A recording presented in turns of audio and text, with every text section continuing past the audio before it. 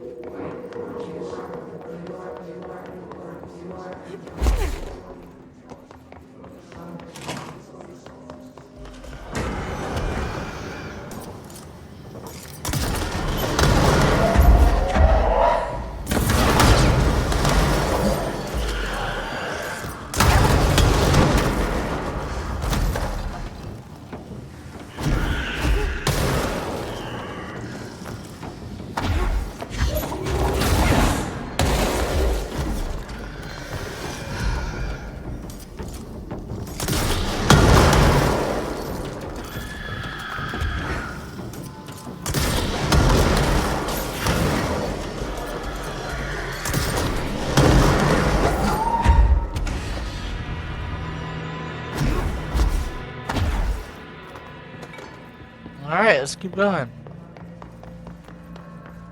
You guys are trying to slow me down over here.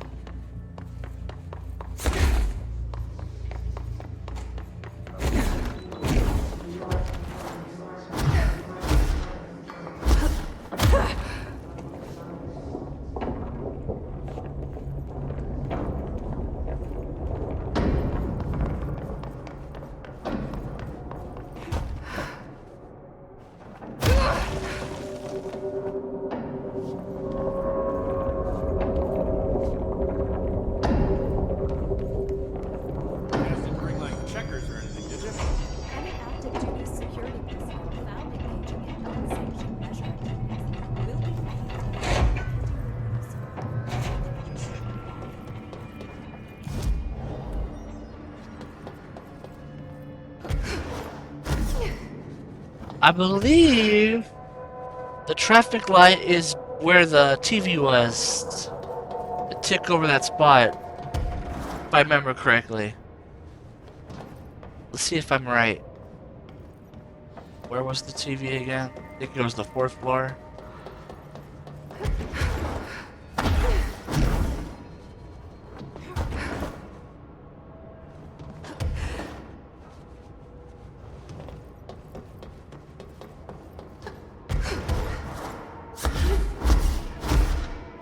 That's the rubber duck.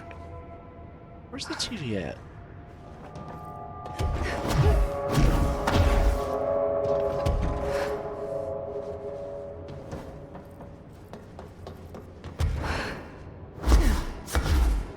I think it's right here.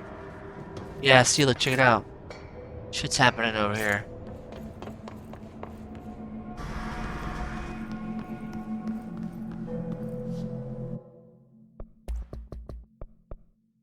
So this is a fun one because check this out. You have to play by the TV's rules. Not the TV, the traffic lights rules. As any traffic light would tell you, red means stop, green means go, yellow means slow down. That must be one of the missing altered items.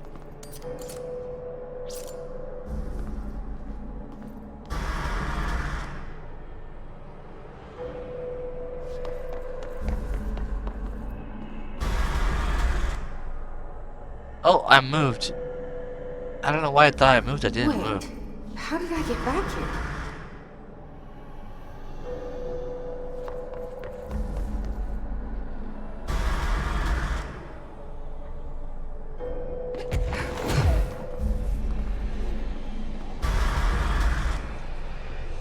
Ah! What is this thing's deal? It's still moving. How is it doing that?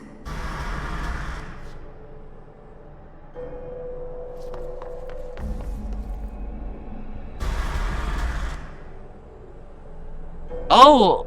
I jumped a little early. Damn it. Come on, Jesse. Figure it out.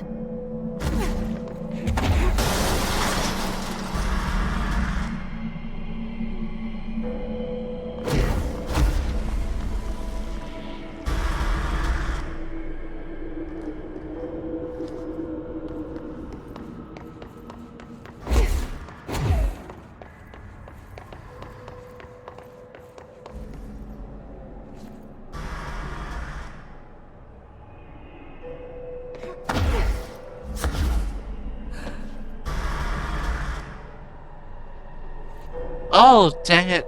Why did I move?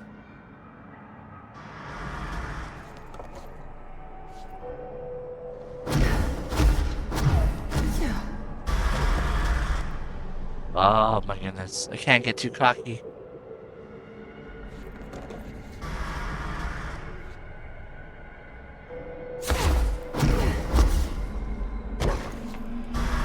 Man, I almost died because of that.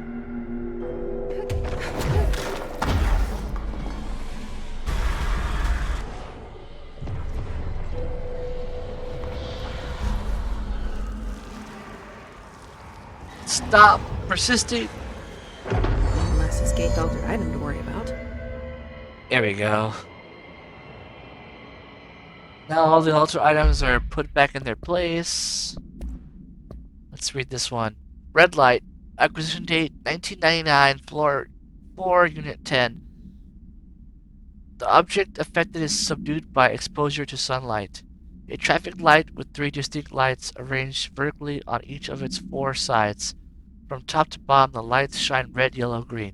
A popular children's game is believed to be integral in the manifestation of this item and its effects.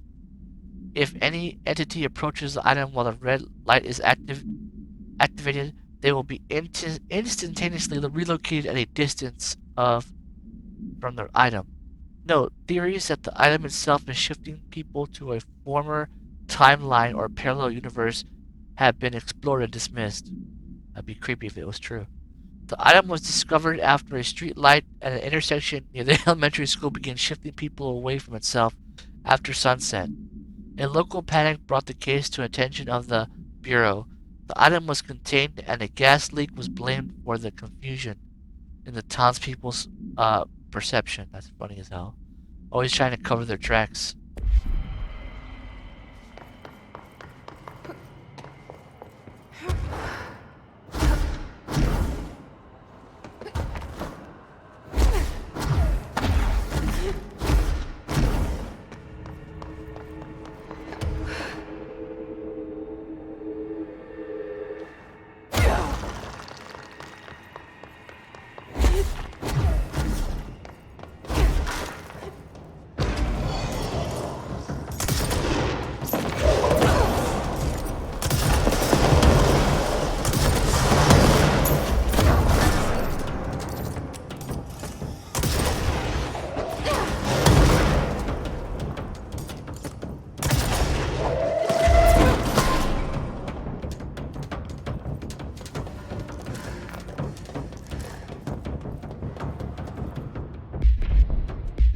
Wait, is there another mission?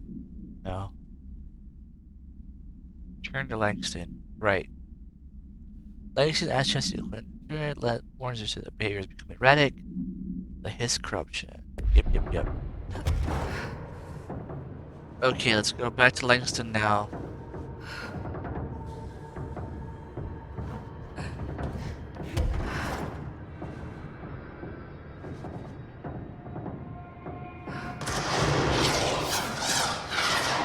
Ooh, that was a good shot. But not good enough. Not good enough, hiss. Numerous cell breaches. These hiss things are a bad influence in my collection.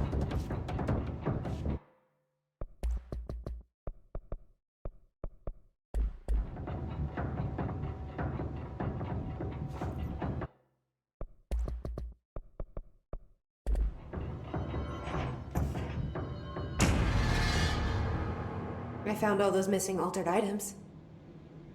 All of them? Wow, you have a gift, ma'am. But those weren't all of the altered items missing from the Panopticon. The hiss must be making them restless. We've had several more containment breaches. How many of these things did he lose? How many? Just a couple. Should be no problem for you. I really appreciate your help. Really. Just super. Bullshit. I'll see you later, Langston. I'll be here, like always. So now I got more of them to go hunt down. That was my reward. Like, come on, I'm already past blue. Where am I at? Langston Runaways. Oh yes. Cleanse and contain the Flamingo. Cleanse and contain the Mannequin. Yeah, these are tough ones. Alright. Let's do the Flamingo first. Then the Mannequin.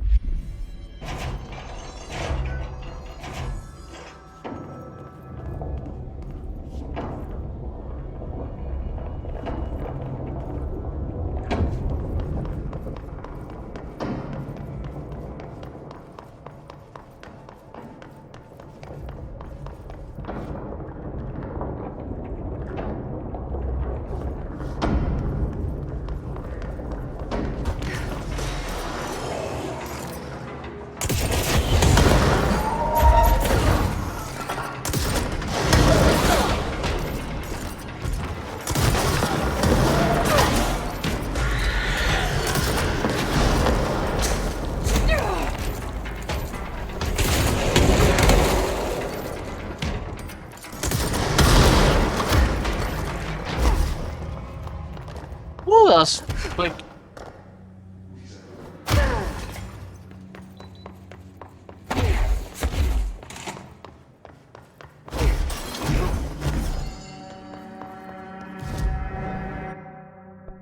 Got 2 ability points from that. Let's see. Need more of the shield strength.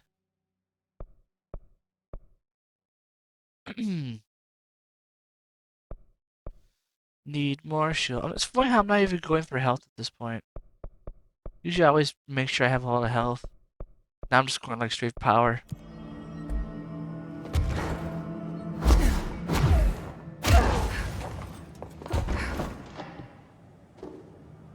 So the Flamingo is back in the threshold over here.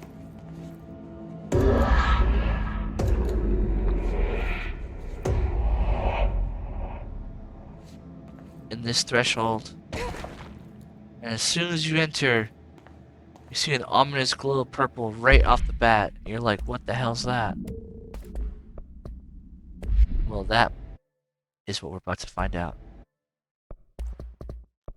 Gotta fix this again. This is crazy.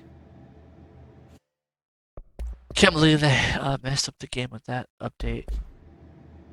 Well, it was always a bug. It's just that there was a mod that fixed it, and now the mod's out of date because of the update. And it's an issue they should have fixed years ago. Okay, so here we go.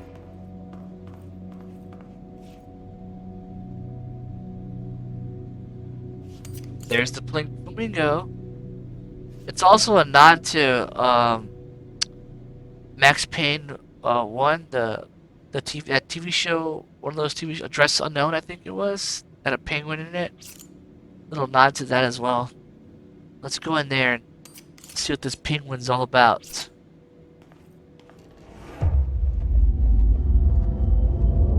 That's got to be an altered item. Oh boy.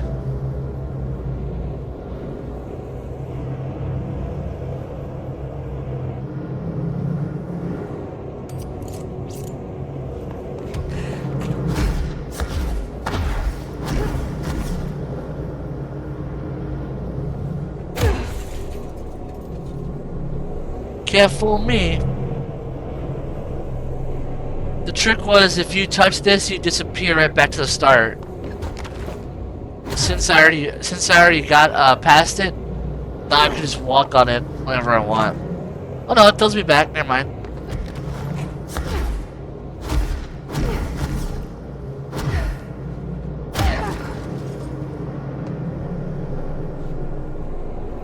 Here we go. Time to cleanse this bad boy.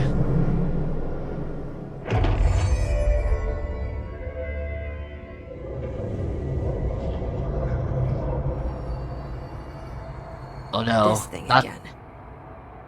Uh-oh. You got into another altered item. What does this thing want? Is it fighting the mood?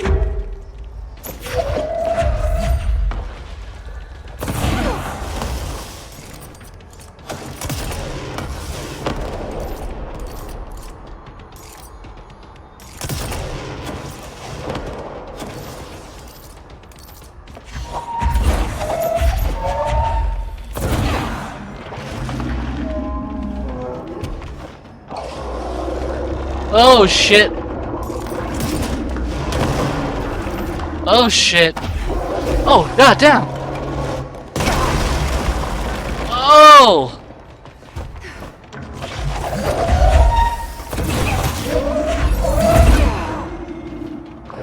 Damn, I almost fell off the edge.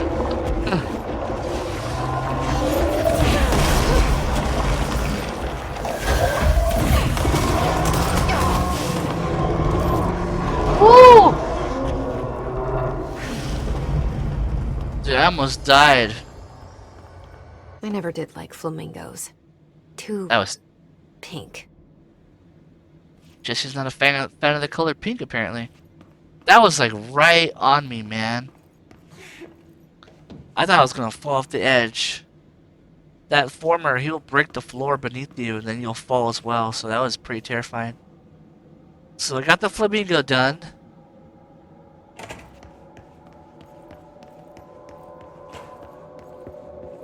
Now this area is back to normal. I guess I'll just go this way. I should have took this way last time to get back.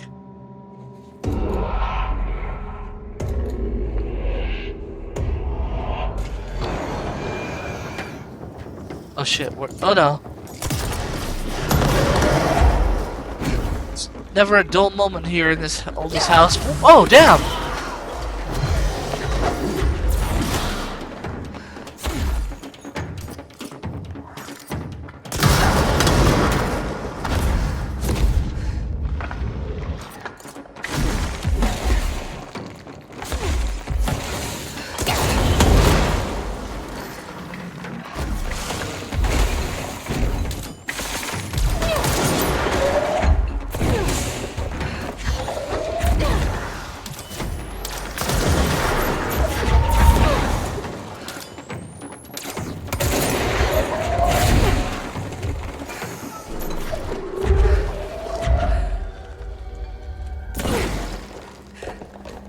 Yeah, I think we're safe now. Jeez, man. Jeez Louise.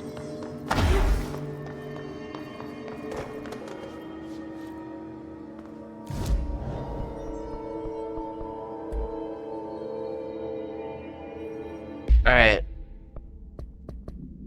See, we got here, case file. The Flamingo, the pink Flamingo. Acquisition date 1997. The Panopticon floor 4 unit 16. No unique procedure required. Altered status is suspected to be unverified. A plastic pink flamingo lawn ornament. 2 steel prongs extend from its underside. The item is suspended to influence atmospheric, physical, and altering I can't say that word. Phenomenon in this area. The effect is currently unconfirmed. New altered effect has been observed. See file, blah blah blah. So basically, this thing just causes all kind of geometrical twists and stuff, and like it turns everything around it weird. But now it has a new effect because the former is starting to attach himself or itself. I say him. It's probably it. The former is starting to attach itself to altered items, just like the board attaches itself to objects of power. This former, man, it's pissing me off. Scary as hell and gigantic.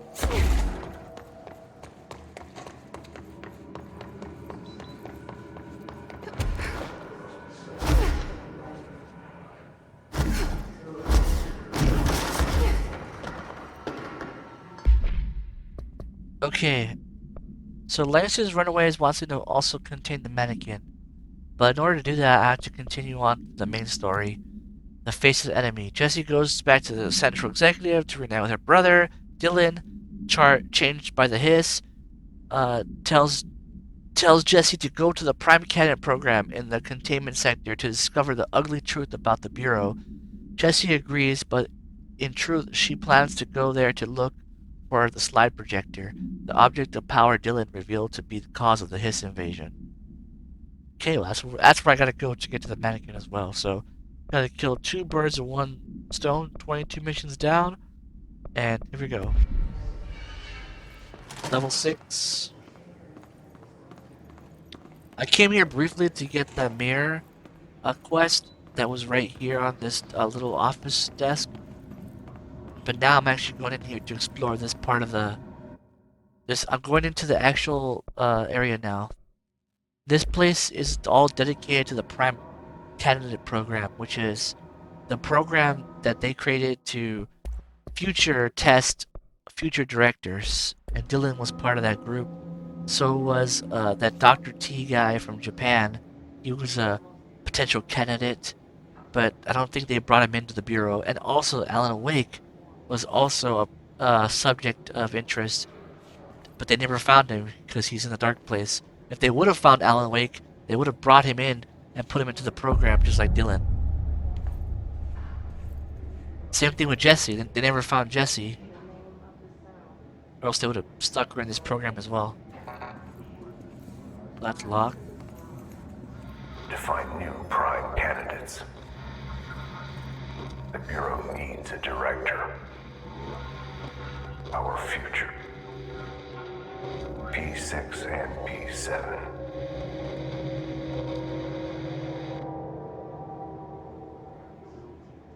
Okay, let's listen to that echo. Ooh, look at that, it's creepy. That door is locked right there. This trans corridor.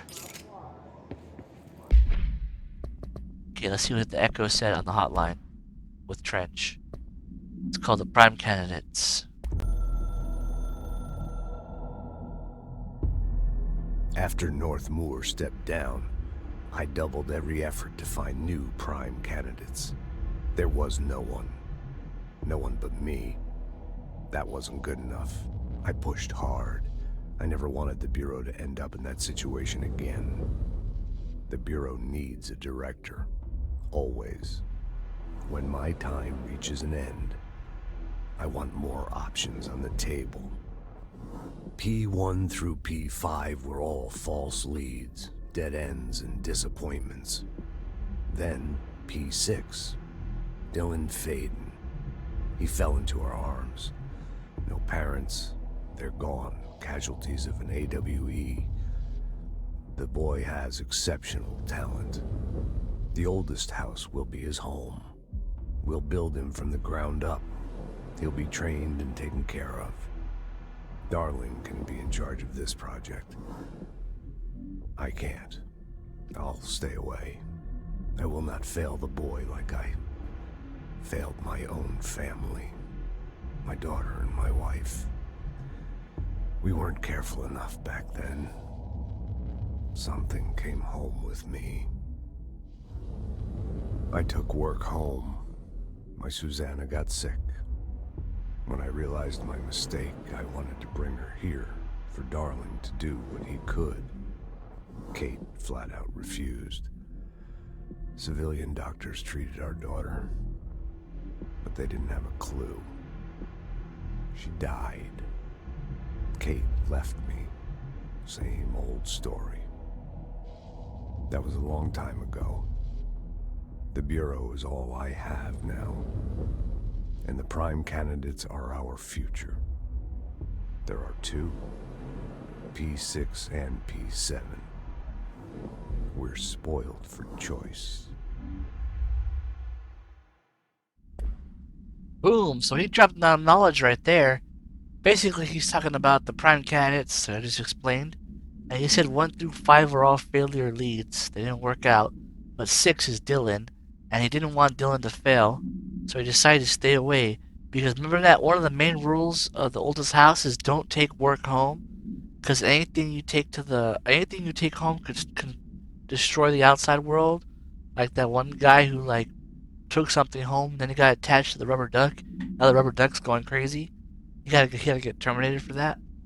And it looks like Trench himself did the same thing. He brought something back home with him, and it affected his actual personal life, and it got his daughter sick. And then when he tried to bring his daughter to the oldest house for Darling to help her, Darling refused to, which is wild because him and Trench are still were friends after that, even though Darling refused to help his daughter.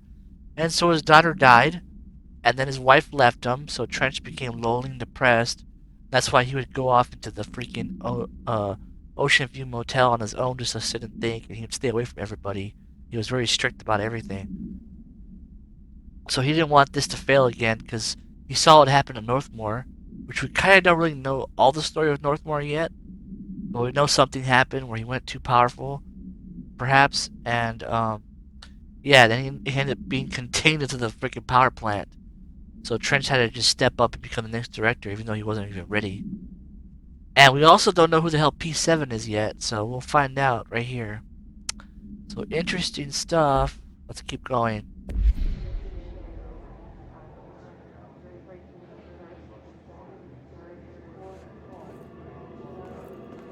Where are we? Oh yeah. It's a very creepy part of the sector. Let's see if we can load this in. It's not loading in, I guess.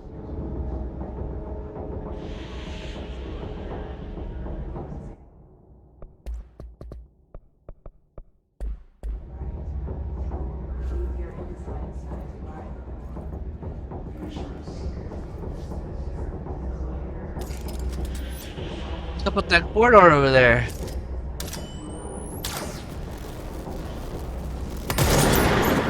Oh! That was a spell.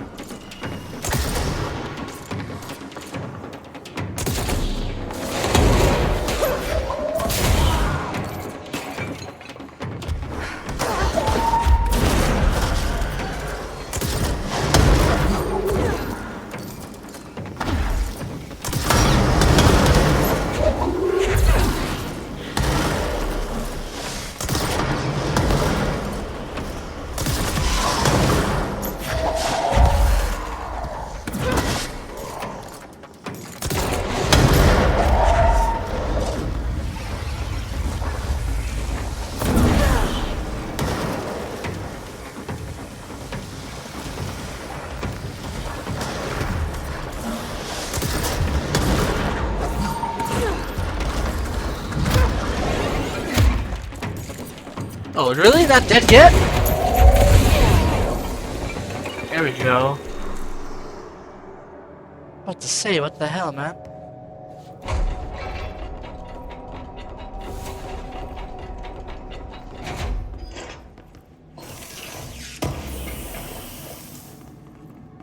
Alright. This place is all twisted and mangled. Imagine having to work here. It'd be depressing, man. We're gonna put you against the wall next to all these filing cabinets.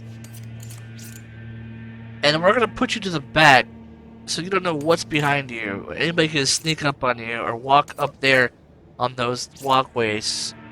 Mess with your peripheral vision. That's a shitty spot to work at. Everybody's got that desk going on here. Look at that. At least this guy's got a buddy to talk to on the side. Same on this side too. And then it just starts getting real freaky up here. This is a very creepy sector. Look at this. Who the hell wants to work here when the house is shifting like this?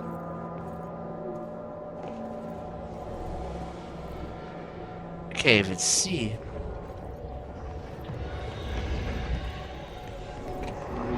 Something's going on.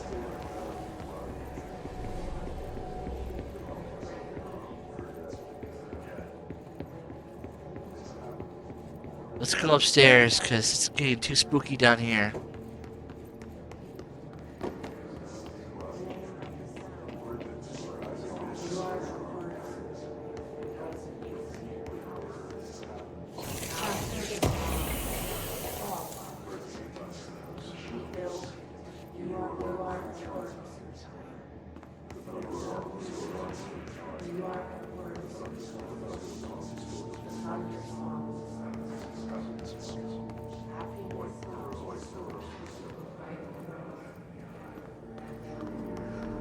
Oh, here's the door that was locked.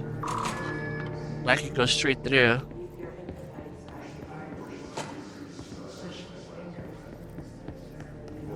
Close cases. Let's check out this room first. We haven't finished this room over here. Yeah, someone knocked over this big ass freaking shelf. That'd be heavy to push over. That'd have a lot of power.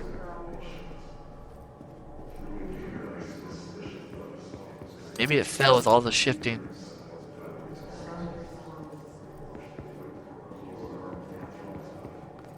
Look at this, man. Oh yeah, there's the mannequin. That's our final altar item we're gonna grab, I believe.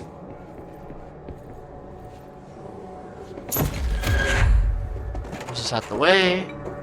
Here's a file.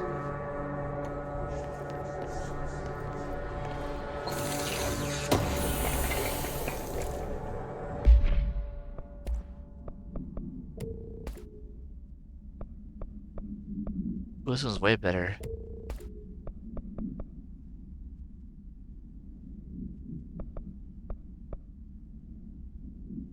Double the hell? Interesting. What does this say? Oh, for the spin, that's nice. That's a good one too. A blue that's actually good? Who'd have thought? Okay, let's see the case file. Alter World Event. Oh, Bright Falls. 2010, from the 1st to the 14th event date. Event location, Bright Falls, Washington. Bright Falls. Alice Wake, Mr. Wake's wife, was found during the Bureau investigation. She was interviewed and evaluated. She showed signs of severe mental trauma in the form of memory loss. She was later directed to treatment. It was concluded that she had been trapped in the threshold during its manifestation. So now we know, through the Bureau's terminology, that the dark place is a threshold. Makes sense. And now we know what happened to Alice after Alan Wake saved her. She was brought into the Bureau for evaluation and questioning. Notable individuals still missing after Bright Falls event are FBI Special Agent Robert Nightingale, Dr. Emil Hartman, referred to the Creator's Dilemma at the file R.E. Cauldron Lake. Okay, this is interesting because they changed a little bit of lore. I don't know if it was a mistake on their part. At the end of Alan Wake 1, there's a cutscene where you see Nightingale looking through the glass window as if he was normal again after being taken by the darkness. I don't know if that was a screw up on their part or not. And it may have looked like Nightingale. Who else could it have been? But apparently, Alan Wake, who jumped back into the lake for the 3rd time, Agent Robert Nightingale, the guy who was always pitching at Alan Wake trying to accuse him of murder, when he got taken away from the dark place in the prison cell, and Dr. Emil Hartman, who got swallowed up at the Cauldron Lake Lodge when the darkness came. All 3 of them are still missing. They have not been found. We're presuming that that's what happened. Oh, the Creator's Dilemma is the book that Dr. Emil Hartman wrote. And Bureau researchers believe this event was the result of a forceful perception of subjective reality stemming from Mr. Wake, overlapping on our own. Yeah, because remember, Alan's writing affects the real world in some way. Wake has been flagged as a potential palatitarian, a prime candidate. Program file for more details. Yeah, they would have considered him to be a future director, but they still can't find him because he's in the dark place. In 2011, a book by Clay Stewart titled The Alan Wake Files was published by a Roundabout Press, New York and Olympia. Agents interviewed Clay Stewart as suspected minor palatitarian sensitivity. He was placed under indefinite surveillance. Okay, this is kind of interesting because you know how Alan Wake, his writing influences the real world? What if a year into Alan Wake's descent into the dark place, he's trying to write to get out, and he writes about an author named Clay Stewart and that's what they thought he was. He was influencing him, sort of. So maybe they took him in for questioning. And the guy's like, I don't know why I wrote this. I just had a feeling to write this kind of knowledge. And it's probably Alan Wake trying to get out of the dark place, and he's like writing into the existence in some form. So once again, we have someone that Alan Wake has affected in the real world. He has used selfishly to get out of the dark place. He has used this guy's life, Clay Stewart, to try to get out of the dark place. And apparently it didn't work. And also because this guy got arrested and taken in for the questioning by the FBC. Notes: monitoring station was established at Cauldron Lake to alert the Bureau of any future activity. So there's another knowledge drop. So now, ever since that Alan Wake event in 2010, they've had a station near Cauldron Lake. They're monitoring the lake now for any future activity. So that's interesting. Okay, because do you remember? Well, I'll just keep it close for now until it connects to the game later.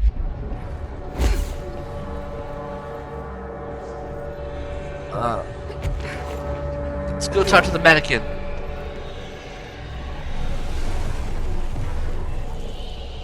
This is the mannequin that the actress used to have in her house that people would see in the window. It would do all kind of weird shit. So right now it's on the loose out here in the oldest house.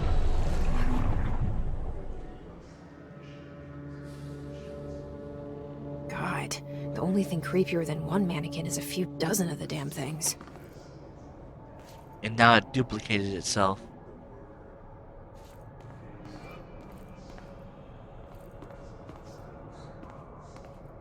Look at that.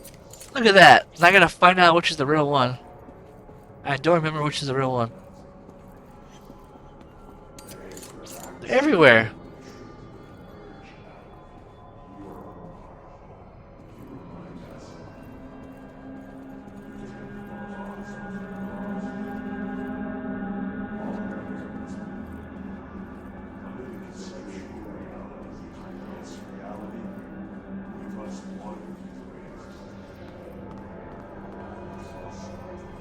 It's just too many, man.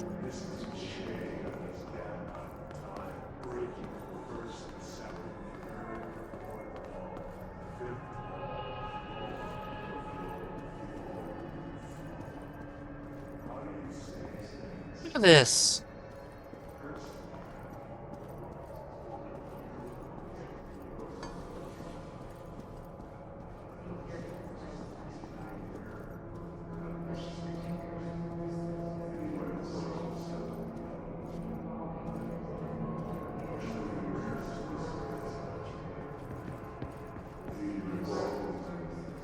Oh, I think I found it.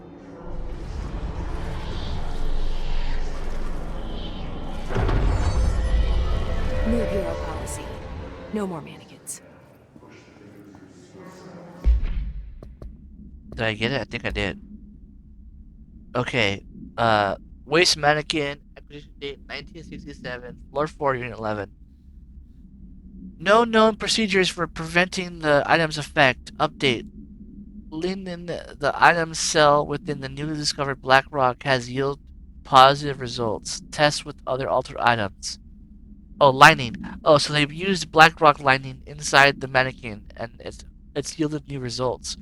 Now they're considering using other black rock tests on other altered items to see what they do on them.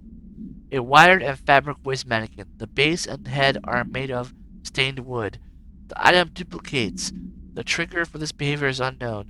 No correlation can be found in either the number of duplicates that manifest during an episode of duration for which they last before disappearing. Duplicate city over here. This is not gonna kill people.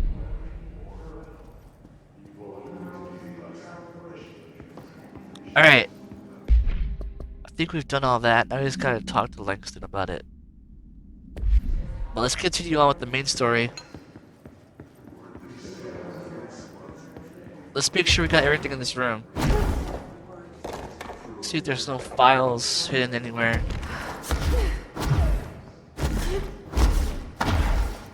Just never know, there could be a file here or two.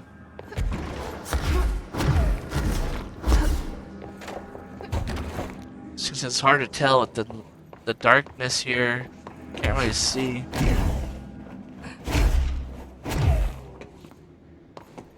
Okay, everything looks fine. Let's continue on.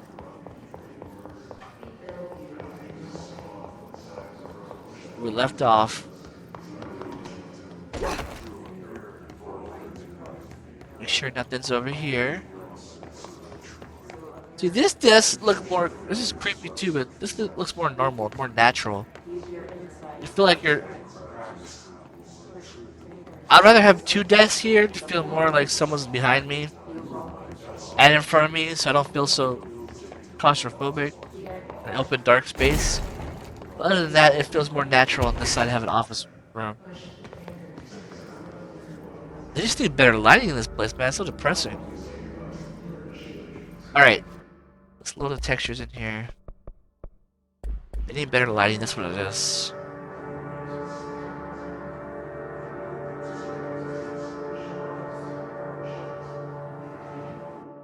Gold cases. Let's see what this is about. Let's get to the nook and cranny of this sector.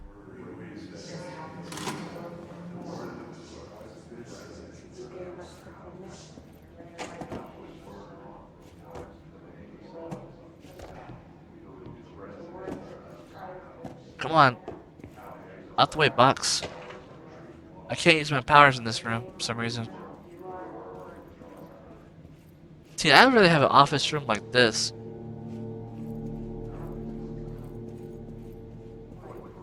Could focus more on my work. I don't have to look at creepy ass pillars or walls or windows.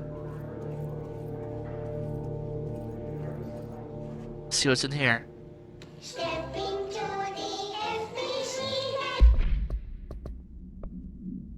Got a case file. Let's read it first. Altered World Event. 2010 2000. Oh, the Bright Falls. Another Bright Falls file. Okay, a lot of Bright Falls files in here. Here we go. Bright Falls, Washington.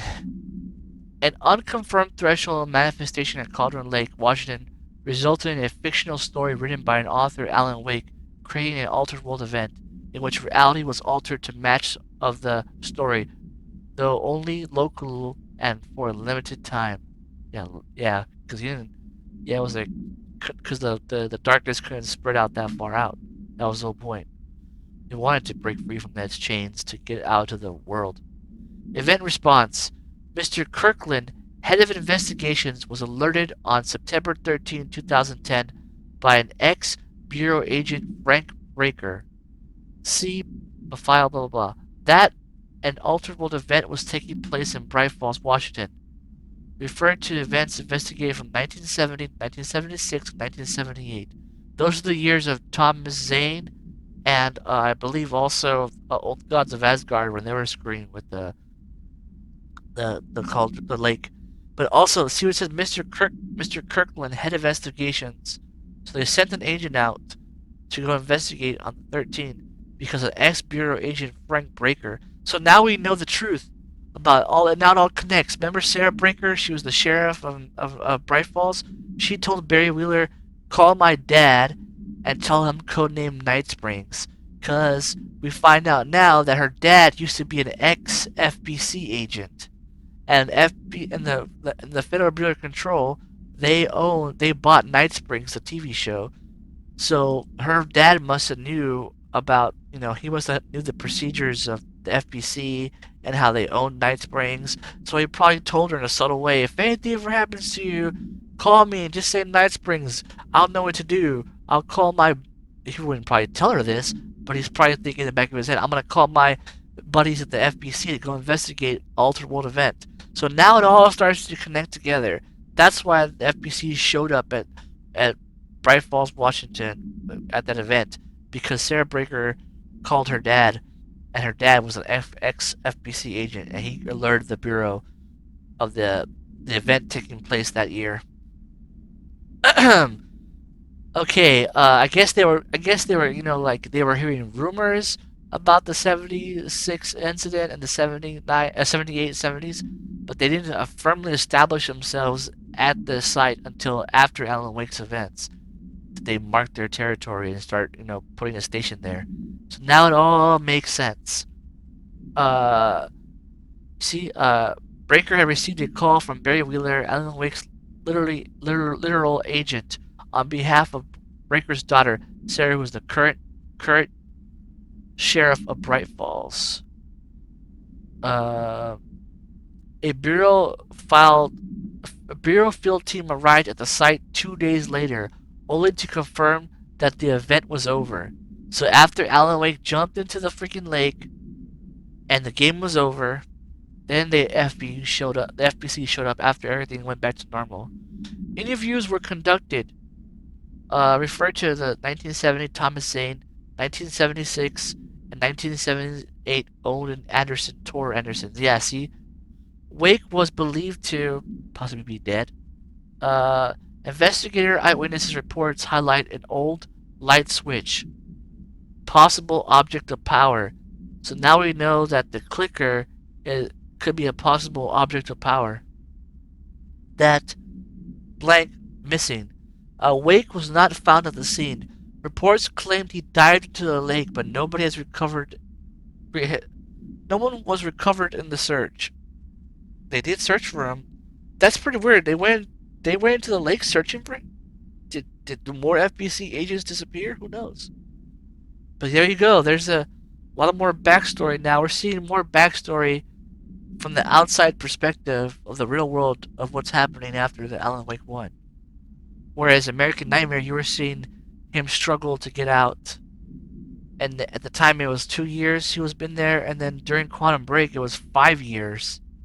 So if we're 2019 now, it would be that what? It would be like 9 years. Alan Wake's been 9 years since this timeline. This time he's been 9 years in the dark place. Now let's listen to the FBC recording.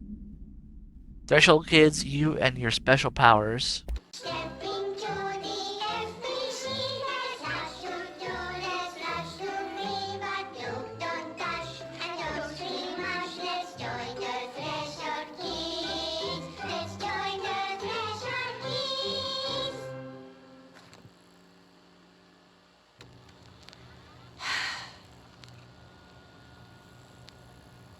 I can see you're upset, Meg.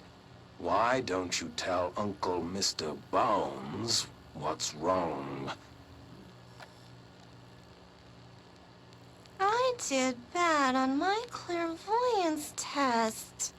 You can't ace every test, Meg. You see, everyone has different brains.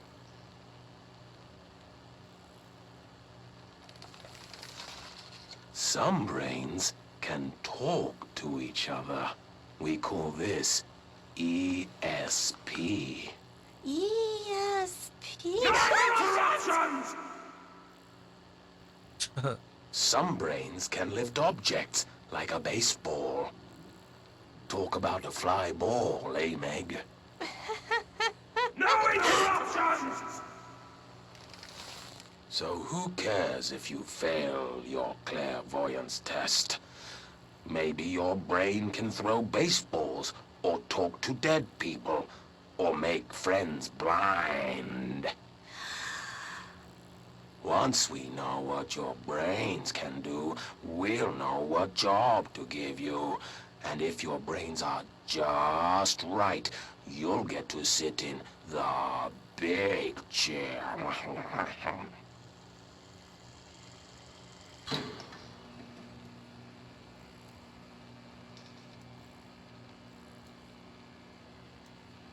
What if I don't want the big chair? What if I don't want the big chair? Everyone wants the big chair, Meg! That's why we're all here. Use those brains to listen for once, or the only chair you'll get in is the one with straps.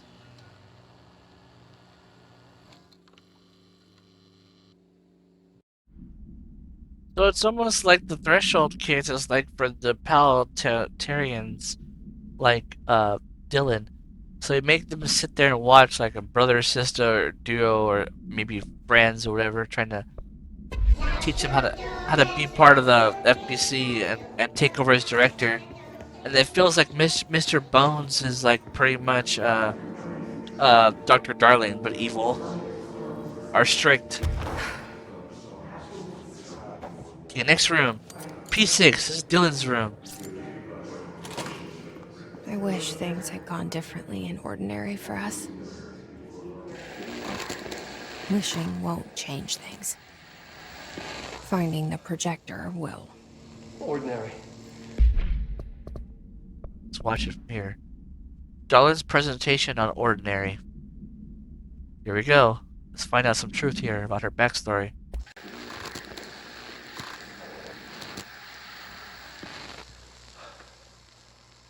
Ordinary.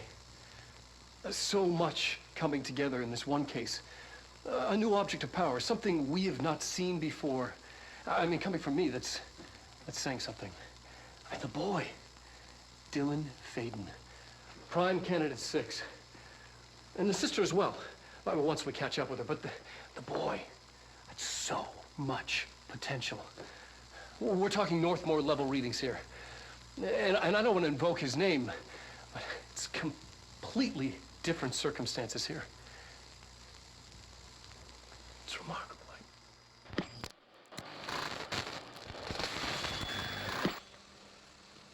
There was an incident. Yes.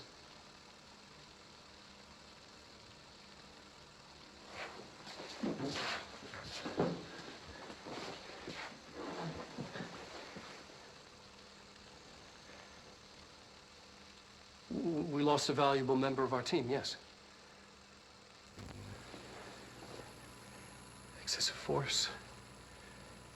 Dylan has so much. But he's just a kid. I'll take the blame. He needs some slack. I mean, boys will be boys. He's exceptional and under a lot of stress. Roberts got killed.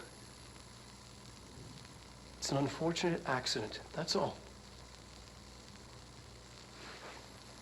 Marshall needs to realize this. We will make this work. We'll make this work.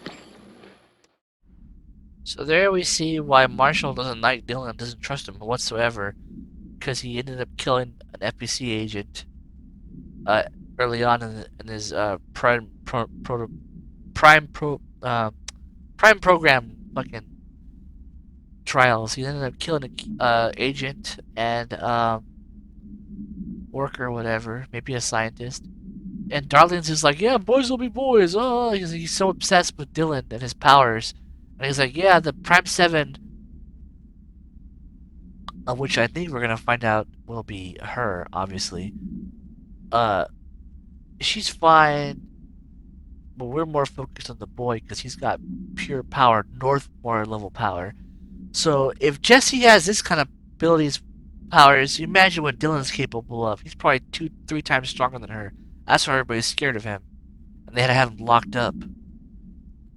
Because Darling was like, oh yeah, I'll let Darling raise him and take care of him. But really, did they really raise him? They had him in a cage. They used him as a lab monkey, pretty much. So no wonder he hates them and hates Jesse for abandoning him. But, you know, Darling over here sees like the other side of things. He's obsessed with the science. Like, oh yeah, we can learn so much. And then he's also talking about what they found in Ordinary that's going to game changer. Let's keep going. There's so much coming together in this one case. A new object of power, something we have not seen I think this is a monitor of his cell. before. I mean, coming from me, that's saying something. The boy. I don't know if I'm going to get it to work, but let's see. But yeah, I think those are the cell monitors they broke out of. Prime candidate 6. And the sister as well. Well, once we catch up with her, but the boy, so much potential. We're talking Northmore level readings here. And I don't want to invoke his name, but it's completely different circumstances here. Okay, There was an incident. Yes. let's read those files. First one, Dylan Faden transcript. Under control, transcript conversation Dylan Faden for reviewing by Dr. Darling. Confidential. Note subject was alone during this outburst. Dylan Faden. You again. I thought I told you to leave me alone. Dylan. Why are you showing me this? I can't do anything. Can't you see where I am? Why don't you help me get the F out of here? You always show me things I can't do anything about. Dylan. Stop showing me her. I don't care anymore, and I don't care about you. You both left me here to rot. Dylan. F off, you B. I will dig out my own brains if it means getting rid of you. I don't want you here. Get the effing message. Subject repeated the phrase F off numerous times before sedated. So he's pissed at all these doctors are questioning him and the FBC. He's tired of them trying to show pictures of Jessie where she might be. He's just sick of all of it. And then compiled by and ordered by, it's all redacted, so we'll see who it says. Agents killed during involving codename P6. Autopsy findings: blunt force injuries of head and neck, extrusive trauma of the abdominal region, lacerations and contusions of upper and lower torso, fracture of the spinal cord between L1 and L2 vertebrae, a fusion fracture of the third through 10 ribs left and right, blunt force injuries of extremities, abrasions, lacerations, and contusions of extremities, dislocation of left and right elbow, dislocation of left and right knee. Damn, he's bending people around. Conclusion: after examination, it was determined that the cause of death was internal bleeding that occurred when the was contorted through his. That guy was just Dylan's just killing people, twisting them left and right.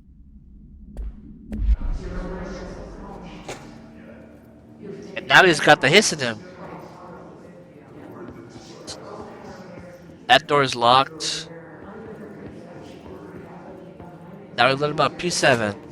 Is this what Dylan wanted me to see? It doesn't matter. We need to find that projector. So now we know the truth. She is P7. He's pretty much saying, hey, they were going to use you as a lab monkey too if they would have found you. Hopefully we can load the board, the whiteboard. Because come on, man. There it goes. So what we got here is a board. We got Jesse reading in the library. Jesse at a coffee shop, whatever the fuck that means. Jesse, that's the blue jacket I wanted to put in the game, but couldn't find a mod for it. No one made a mod for it, so I couldn't do it myself either. Last scene, the classic blue jacket before the game started. That was seen in the promos. So they were keeping tabs on her. There she is sleeping in a park.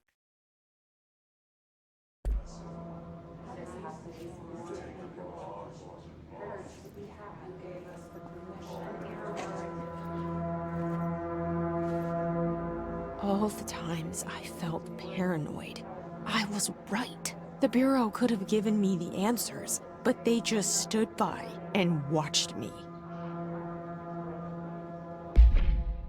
Yeah, she ended up being homeless because of this. She was out on her own. She had no family.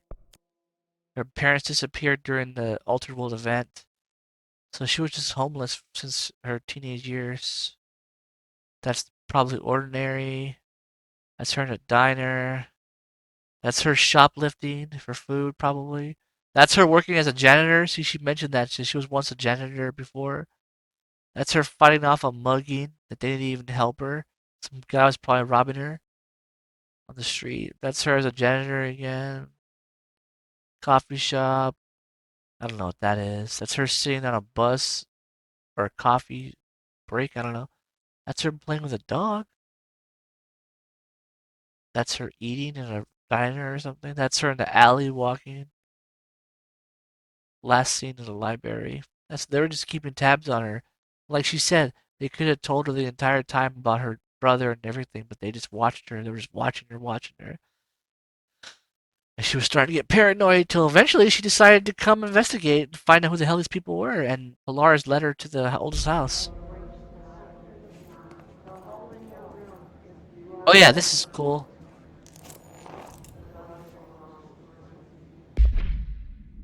I believe I just unlocked a new outfit. So I'm gonna transition. Okay, we're back from the transition. I switched into the outfit to fit the part. Now I'm the P7 candidate.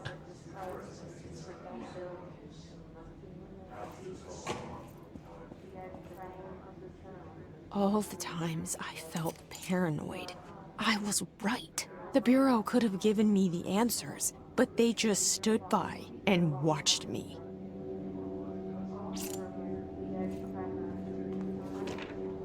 Case file.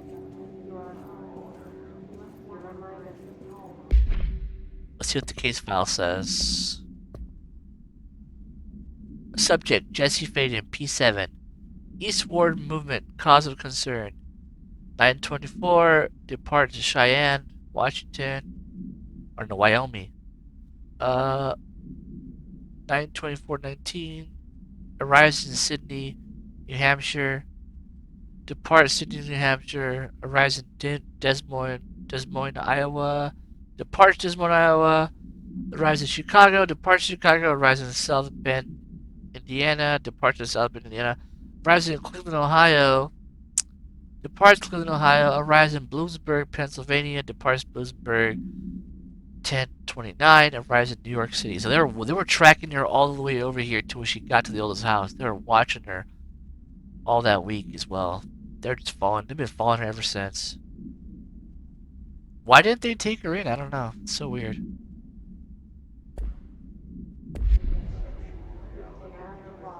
We used to play there all the time. Me and Dylan. And other kids as well. Let's hear what that says now. Interviews, Jesse's therapy, slide projector. We used to play there all the time. Me and Dylan. And other kids as well. We loved it. This time, I remember, was different. We found a way in, deeper into it, like it had shifted. We went inside, and that's where we found the slide projector. A dump is a place for lost things. Things that have been thrown away. Did you ever feel that way when you were growing up, Jesse? What? No. Yes, but that has nothing to do with... Was there a slide projector at your home when you were small? No. Those were before your time, I suppose. But your family did look at photos together, maybe? In one form or the other? Maybe. When was this? Can you remember? At parties? Barbecues? How did it make you feel? Did your parents ever show pictures that embarrassed you? Was alcohol ever involved at these parties? Did your parents drink? Did that make you uncomfortable? No. That's just stupid. Come on. That has nothing to do with this. Nothing. The slide projector... Let me ask you this. As a child, did you ever fantasize about worlds inside pictures? Inside a painting? You know, stepping into a painting, into a hidden world, escaping and finding adventure there, away from your parents. I don't think so. I don't remember. Maybe. I don't know. So clearly, this psychiatrist that Jesse was seeing is an undercover FBC agent. All she cares about is finding the slide projector at that point and knowing more about how it works. Or actually not finding it, but just knowing how it works and trying to find how Jesse acquired it, or how they found it, just more details. And Jesse's just like, why are you asking about the slide projector so much? I just want to talk about my life, figure shit out. But clearly, you know, the therapist has alternative motives. It's an undercover SBC agent. We loved it. This time, I remember, was different. We found a way deeper into it, like it had shifted.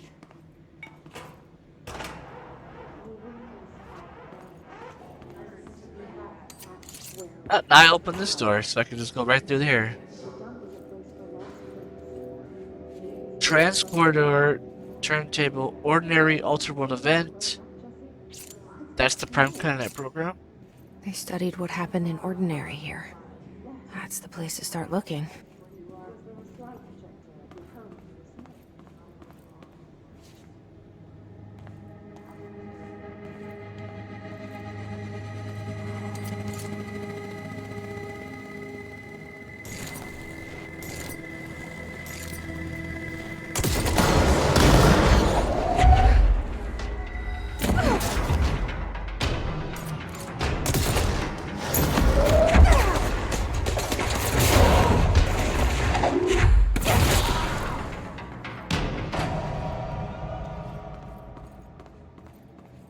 Okay.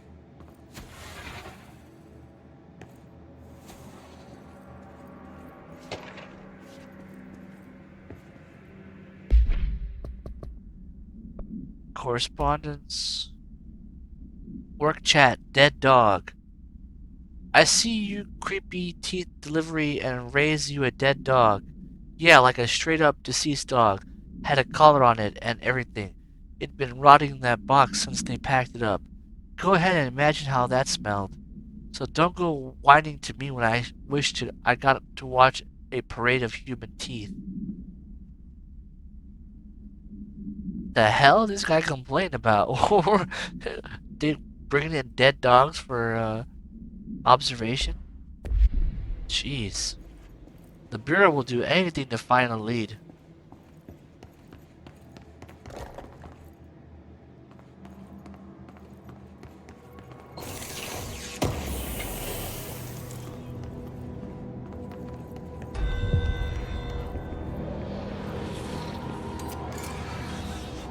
So I'm being controlled by the hiss down there.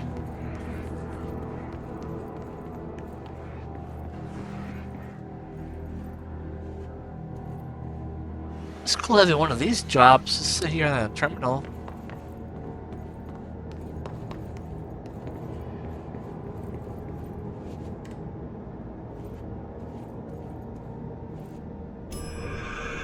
Oh shit!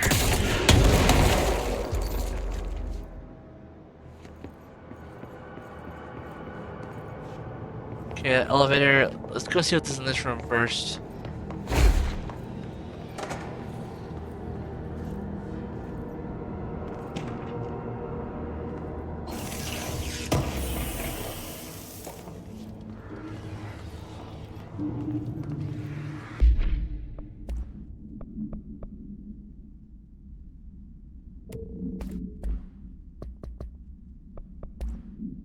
Research and records compiled by David Lindquist, Operations Assistant. Willow Alter World Event. Okay, this is a different place. Inventory list of recovered materials. A hollow sphere, stone-like material. Vertile soil. Or vertified soil. Pieces of various sizes and color. Animal carcasses, possibly canine. Rusted metal bucket. Leather wallet, aged shotgun cartridge. All materials go into the investigation center for further analysis. So now we know where that agent got the dead body of a dog in the box is from a Willow Ultraworld event case with a possible hollow stone-like sphere. Okay, well, we'll find out more about that case too.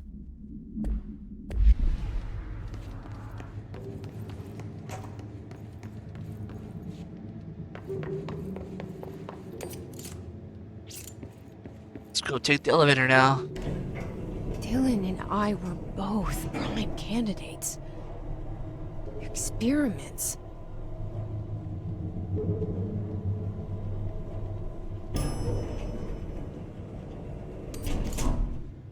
Ordinary alternate event.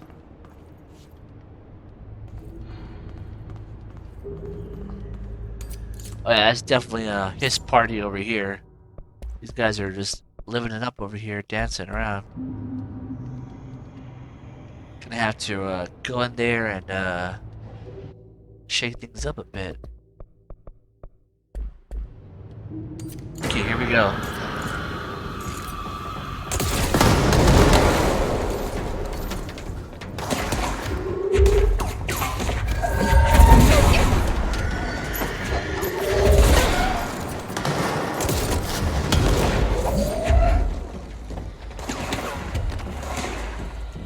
Where? Where? Oh. Is that it?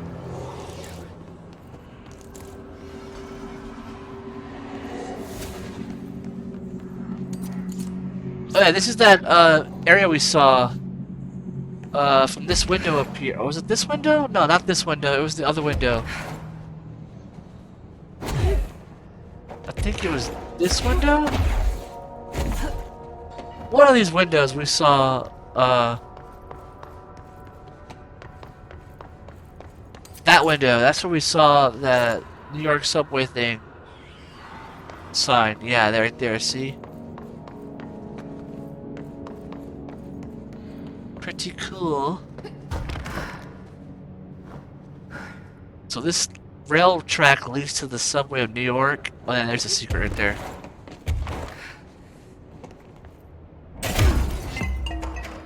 Secret area.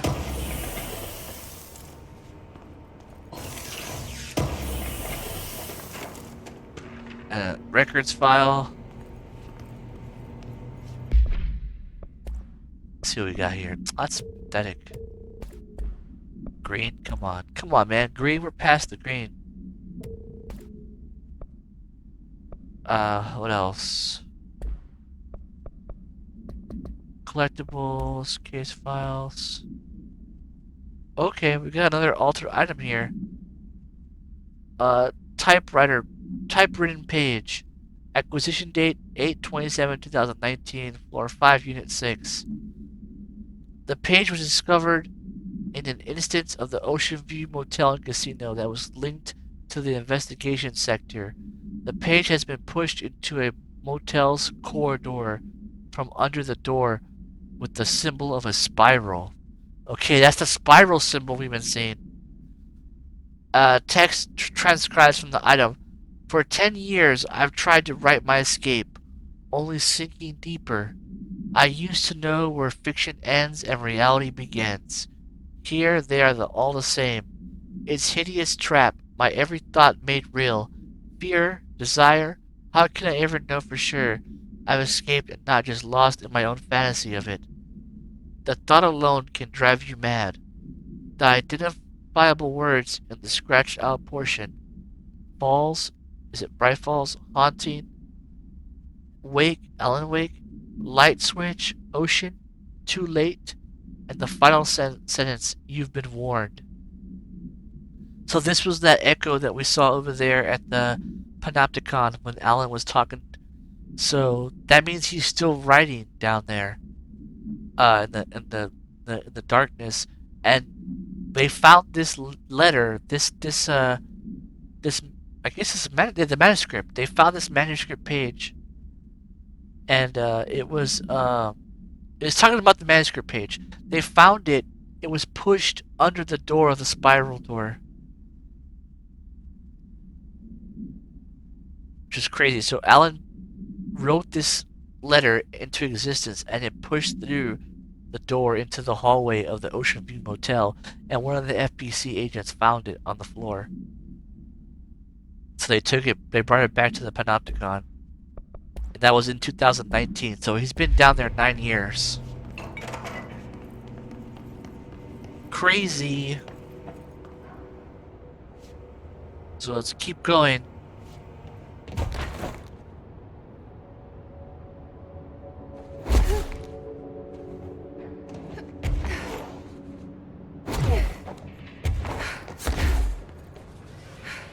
So we got the Sterling Altered World event over there. We got the Ordinary Altered World straight ahead, and then we got the Ordinary dump site over there.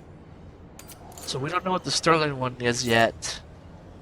And that's a New York subway tunnel where they bring all the items in from underground.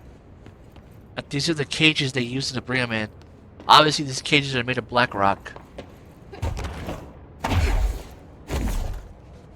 Okay, let's go cleanse that area now. Stop joking around.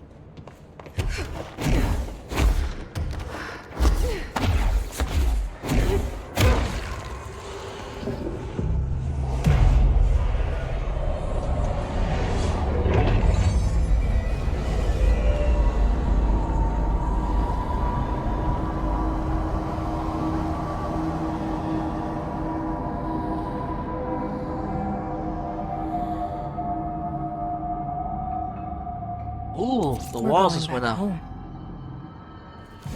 Of course we are. It started there, and it's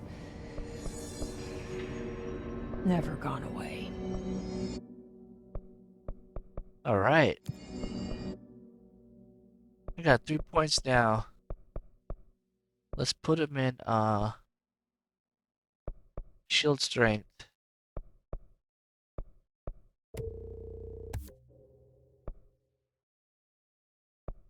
Getting close to the ones I want to get to.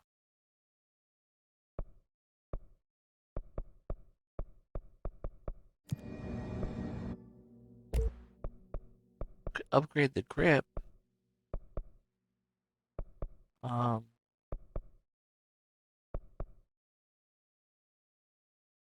Then that takes away from the pierce. I don't even use the grip that much at all.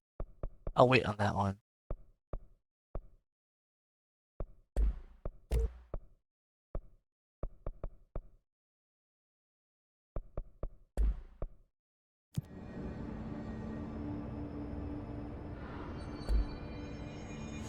So let's see. That's what this place is supposed to look like now that we fixed it. There's the elevator we came from. This door is locked, but it's not anymore. Ooh, and it's made of mold. Hey, I was about to say, why am I getting hurt? I'm not supposed to get hurt anymore. I'm supposed to be immune to the mold now. Like, you can't hurt me, mold. Not anymore.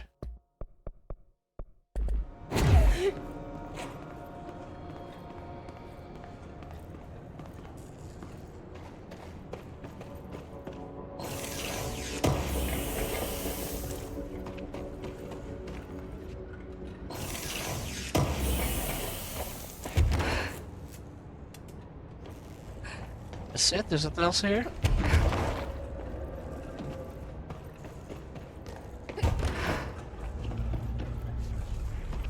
I hear clocks ticking. Oh, because I'm above the clocks. I mean, I'm underneath the clocks area. Where all the threshold of the clocks are. That's interesting that there's 2 thresholds happening right on top of each other. The clocks and then the freaking mold. Yeah, the clocks are over here. They're, right here, the clocks, hallway. Right there. Cool. That room is not so secret now. I can totally see inside of it.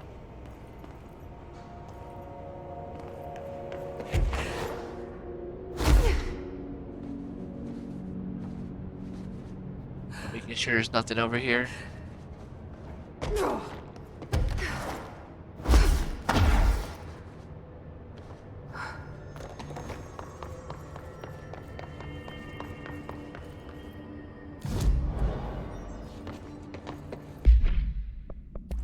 And what they give us? Launch cost. Got it.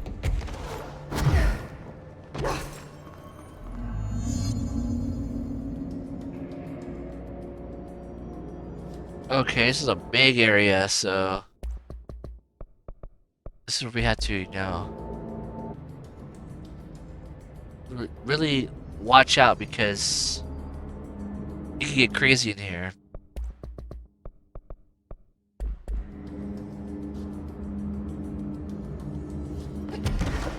Oh, there's an astral spike.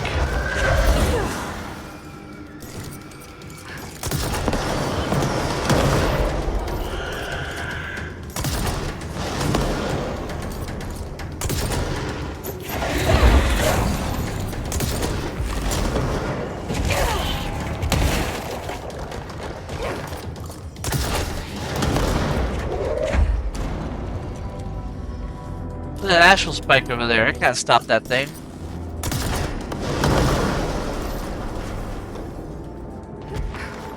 There's gotta be a way to rotate these tracks. Maybe there's a control panel nearby. So the tracks are stuck.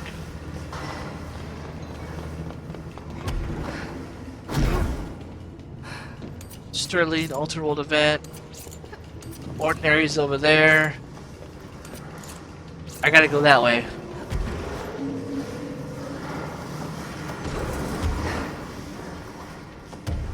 There was that room I was looking at, the control room right there. So I had to find a way around. Bridge operation right here. There's gotta be a way to rotate these tracks. Maybe there's a control panel nearby. Oh, it's right there.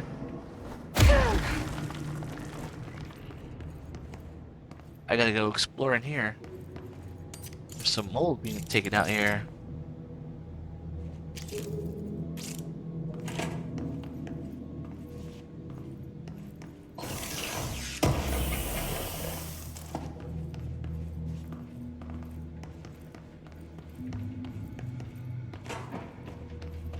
Mold, mold, mold, we love mold. Let's eat the mold.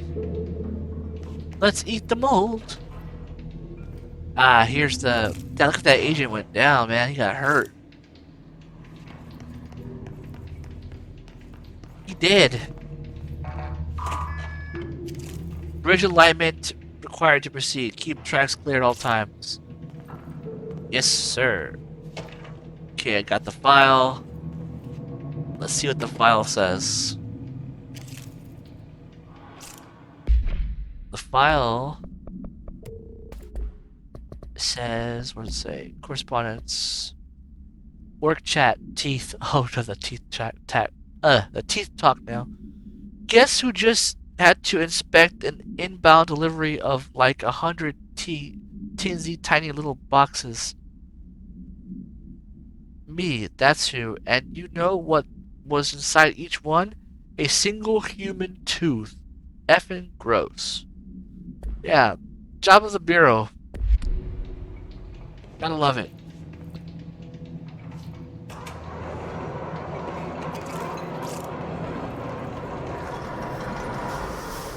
It won't rotate. Something's blocking it.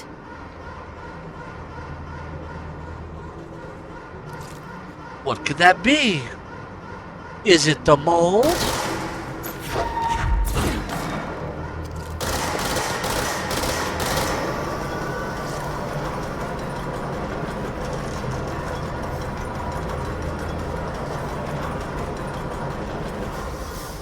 It won't rotate. Something's blocking it.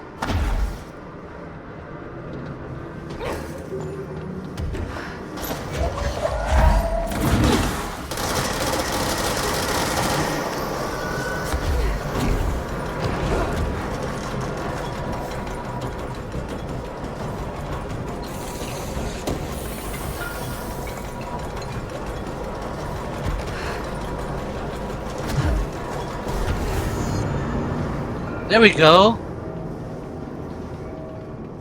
Now the door's open the right way.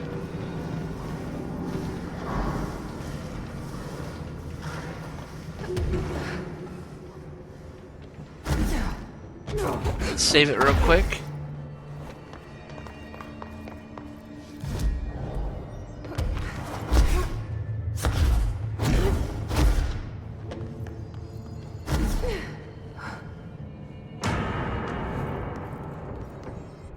Maximum height, moving the overhead structure, keep it clear when operation.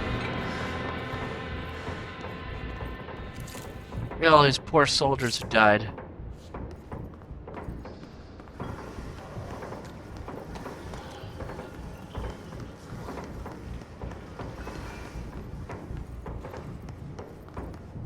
Insane.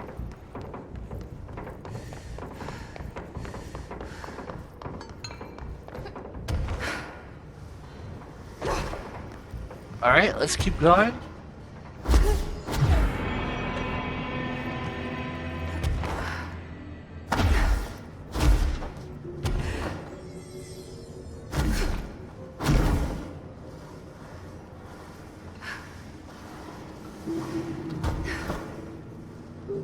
Making sure there's nothing here.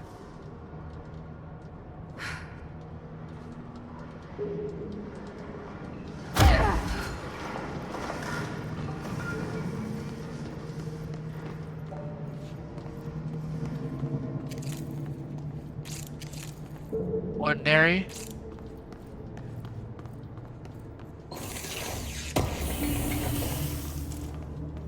Ah, there's that Easter egg little room. Every time you see a painting, you just push it or break it.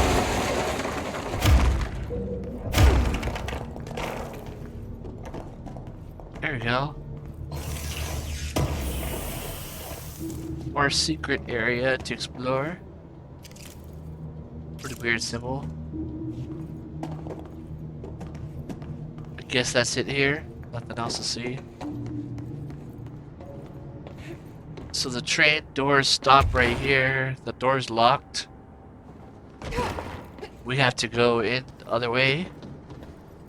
So we'll go through the bottom. Let's see what we picked up on the mod. Picked up this. Oh, not bad. We don't need it.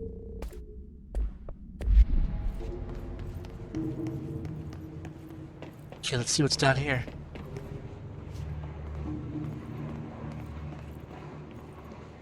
Oh, it's a whole mess down here. The inner workings of the rail lines.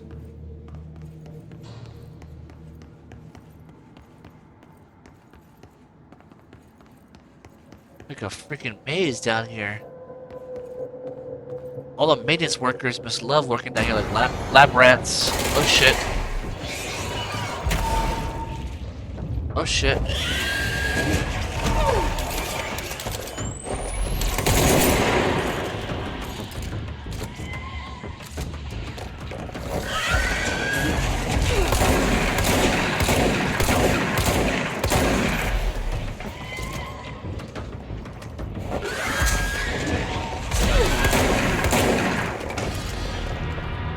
See now, for that type of enemy, I can double hurt it because now I can shield, block its attack, and then throw the rocks back at it and hurt it. Then I can shoot it as well, so I get double attack now on that thing.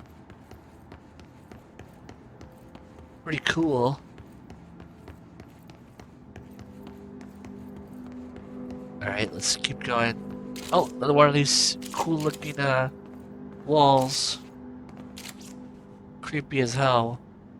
What the hell's that purple stuff on the other side? It's so weird.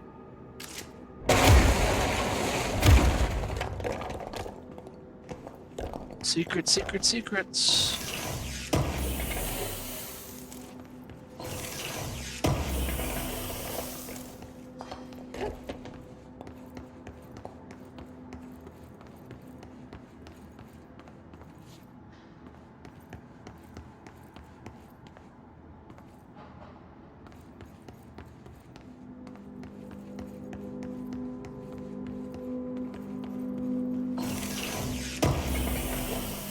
I wonder if all these cleaning supplies and all that is expired. Just sitting here wasting toilet paper and Kleenex and there's all these manuals and books and pages. Like, The amount of taxpayer dollars that went into this giant oldest house is hilarious.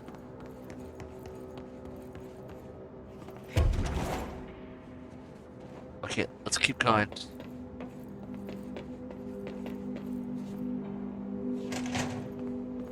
And now...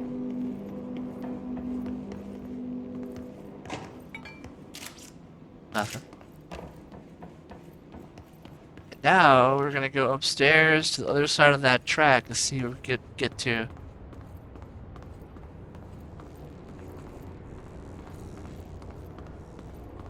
Oh yeah, this is the plane that they... One of the records, the guy was complaining having to bring in this old plane and take it apart and put it back together and count every single part because they weren't sure which part was an altered item that was causing an effect. I think this is the plane they were talking about. It's pretty funny.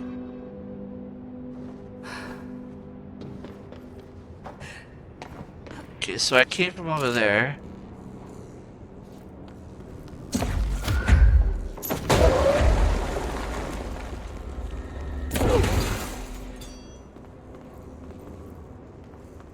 What did I just open? I don't remember.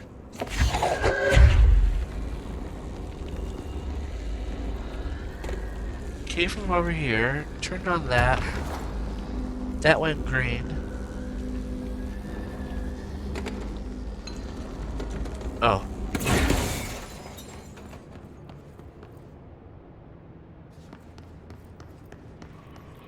Not sure which did which.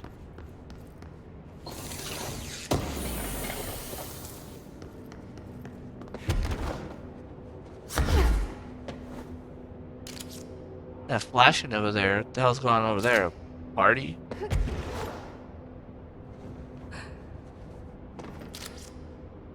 And there's a screen over there. We're looking in this area. Keep clear. So I turned that on. I turned that on.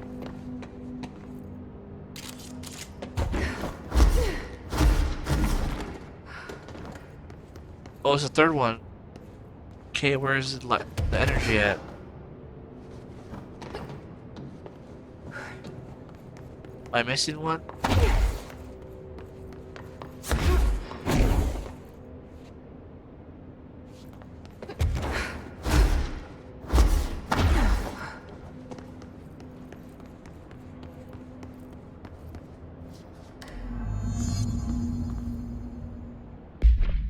What does the mission say?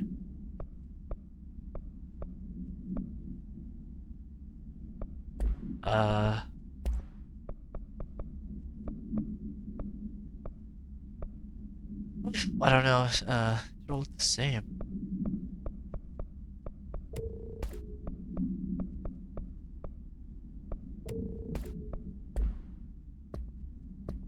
Mission says, restore the power to the elevator.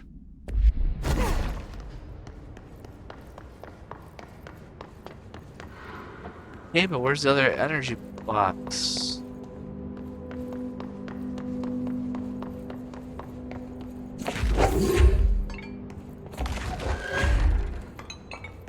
Can't pull that one out.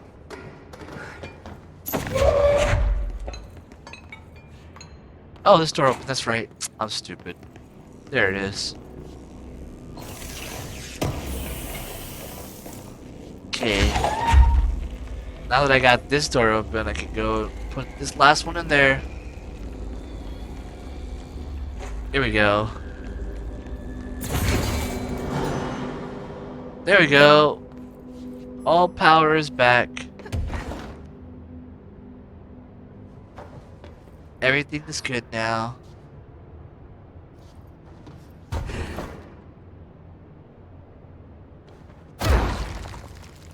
Let's go into the elevator.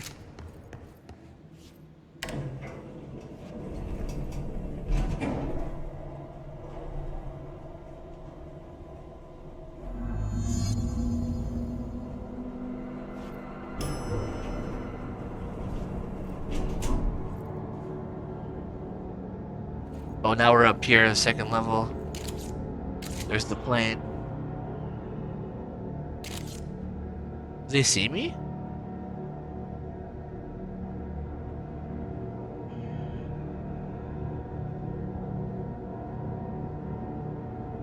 These guys really have no peripheral vision. They're just like hanging out. It's like, oh, I'm the hiss.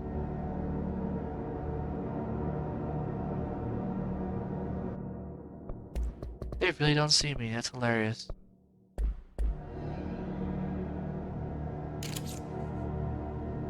Well, let's wake him up.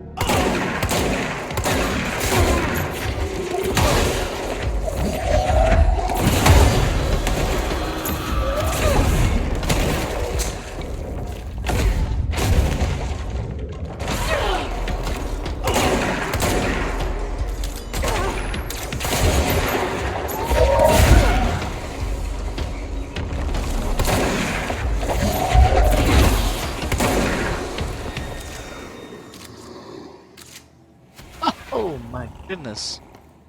And he snarled too, like a tiger. Okay, now we're on the opposite side where these guys control this area. Let's read this case file. Oh, this desk is lopsided.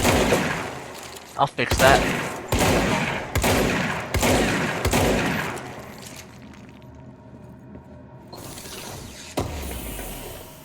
Alright. What else is here?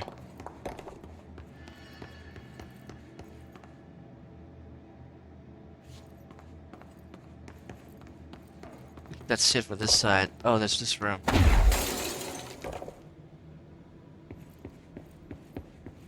Obviously, you could tell this area, this altered world event case of Ordinary feels abandoned. Like people haven't been here in a while.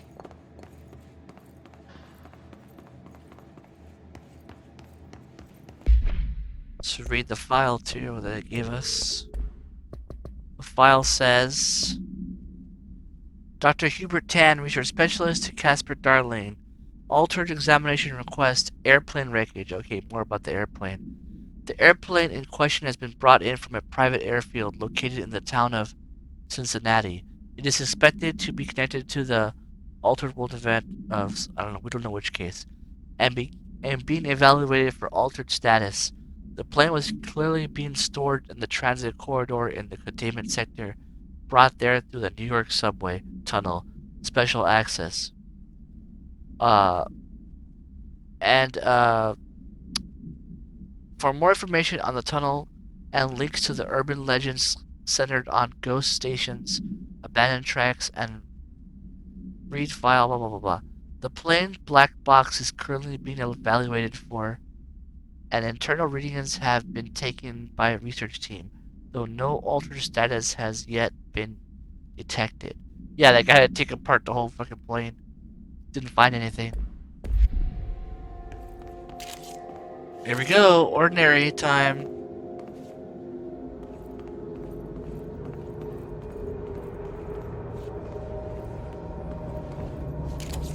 Hello? Ow!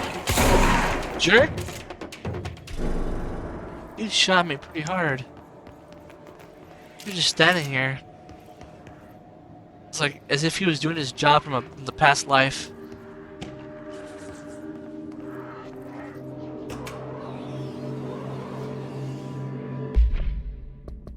Let's see what this says. Okay, ordinary altered world event stage 1 dump. Witness testimonies. The first slide, talking about the slide projector slides. The first slide was a room with dirty wallpaper and dolls on its shelf. There were lots of dolls. Dylan Faden interview 2002. The house was empty. No one lived there. We played in there a lot. It was our secret playhouse. Jesse Faden therapy session. So they're interviewing them. They're getting information from both in the oldest house from Dylan being captured, and they're also getting information from Jesse Faden out wherever she was having therapy in her teen youth years or whatever, or maybe adult years. Well, 2010. I mean, sounds like what, years later. Okay, I went to school with Neil. Some kids called him Nosebleed Neil. Note, likely nose Rosenberg missing. Okay, so it was mean. He had asthma. Tom, note likely Tom Barlow, missing. And his gang Freddy, note likely Frederick Bartwell, missing. Hugo, note no one by this name was found in public records. Bullied him. We brought Neil to play to the dump to play. Dylan Finn interviewed. Unconfirmed existence of additional slide. Destination house. Okay, so they're trying to gather the stories of both these kids, Dylan and Jesse, and they're both telling pieces of the puzzle for the FBC. And one of the stories they're kind of telling is they used to hang out at the dumpster where they found the slide projector, and in one of the slides there was a house, and it was Jesse and Dylan, and they took Neil, this kid at school that used to get bullied by Tom, Freddy, and Hugo. They took Neil with them to go play at the slide projector, and one of the slides was a house, an empty house with dolls in it, and they would play in there. It was their playhouse. So the FBC is trying to find this slide reel because they want to know where the hell is it. And they also are making note that not only is Neil missing since the Alter World event happened, but Tom is missing, Freddy's missing, Hugo's missing, the three bullies, and the whole entire town. The only ones that got out was Jesse and Dylan. So they're looking for this extra slide, and they're confirming that the missing people, except for Hugo, they don't know who it is in public records. That makes sense.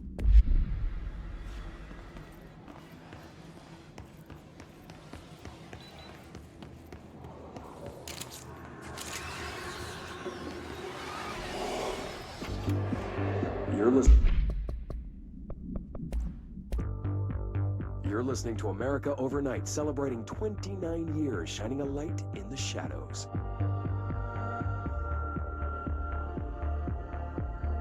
Thank you for staying with us. Here's our first caller. Hi. What I'm about to tell you, if they found out, I don't know what would happen. If who found out, brother?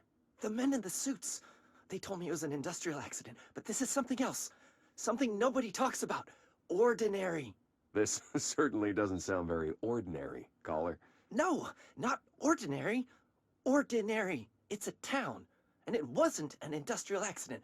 I mean, that's what they said, but that's bullshit. Whoa, please watch the language, caller. It may be 2 a.m., but we're still a family show. I'm sorry.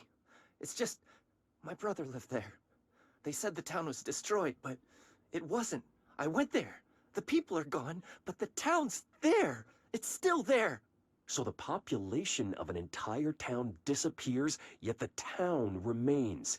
Tell me, was the phrase, "there is no salvation," written anywhere? I'm not sure. The same thing happened in Brazil in 23, a village called Hor Verde.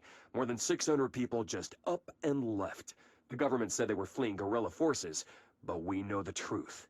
A mass abduction, as predicted by my regular guest, Dr. Quincy Reagan. Abduction? You mean aliens? That's bullshit! I know they're lying! Now, I warned you about the language, caller. I'm afraid we're gonna have to cut you off. And good timing, too. It's time for a short break. Hang in there. America Overnight will be right back. So there you go. Even the people outside that town kind of know what happened.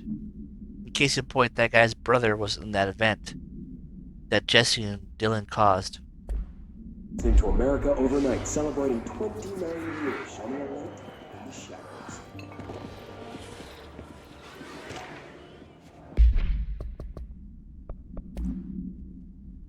Alter World event, 2002 to 2002, Ordinary Maine. Event summary. An Alter World event occurred in town of Ordinary caused by an object of power, the slide projector, discovered by local children at the dump outside of town. When a specific set of sliders are used in the projector images open doorways to other dimensions. Multiple slides were used by the children, resulting in the disappearance of the town's adult population. Event response. On August 30, 2010, siblings Dylan Faden, 10 years old, CP6 materials, and Jessie Faden, 11 years old, she's a year older, CP7 materials, were playing at a local dump when they found the discarded slide projector, object of power 15 case file, and Darling presentations for details. A team led by Director Trench and Dr. Darling arrived at the site on September 14. The Ultraworld event had ended, but the team found the Faden children, who led them to the slide projector and the slides, which had been burnt, with an exception for one.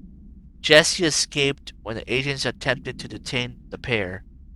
In total, 17 surviving individuals were found in the town, and all of them were brought in for questioning and testing, see interviews, and private cabinet program files. So 17 people survived that incident, and also we've seen that Jessie escaped. They were trying to apprehend her, and apparently they burned all the slides except for one. Maybe that's why they're looking for the house slide, because maybe it's not the slide that was left not burnt. Maybe there's still more slides out there. Okay, so we're getting closer to the truth here. So that means they took Dylan at 10 years old, and Jessie was 11 on her own when she ran away. So she was an orphan, 11 years old, on her own in the streets, wandering the country. That's crazy.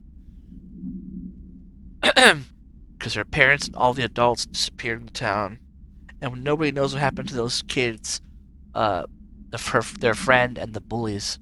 We've yet to find out what happened to them.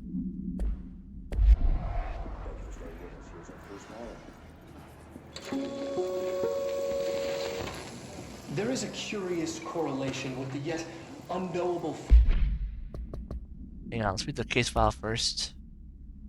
Ordinary Stage 4A. The town proper. Witness testimonies. Jessie and me followed the dung monkeys to the cave. There was a lot of them. More of the kids from the town had joined up.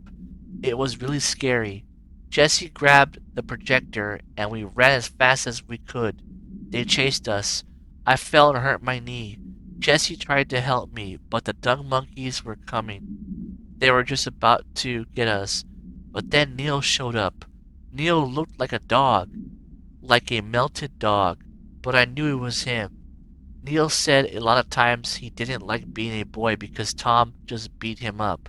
I think he liked being a dog. That was Dylan's interview at 2002. So apparently the kids were being chased by dung monkeys in a cave. And Jessie had the slide projector in her hands. And then Neil, the boy who was always getting picked on, looked like a friggin' dog for some reason. The projector wouldn't turn off, so we changed the slide to the hand. I heard her immediately. She promised to help. Jessie Faden therapy session. So that was Dylan's first half of his accountings. Now we're reading Jessie's accountings, and she said the projector wouldn't turn off, so we changed the slide to the hand. I heard her immediately. She promised to help. Could that be Polaris? There it is right there. Jessie said we should call her Polaris. It's because she was doing stars at school. Okay, so that was Dylan's recounting of the story. So basically, Jessie got the name Polaris when she was at school. They were studying astronomy. So now we know that Polaris came from the slide of the hand. The slide reel with a symbol of a hand on it.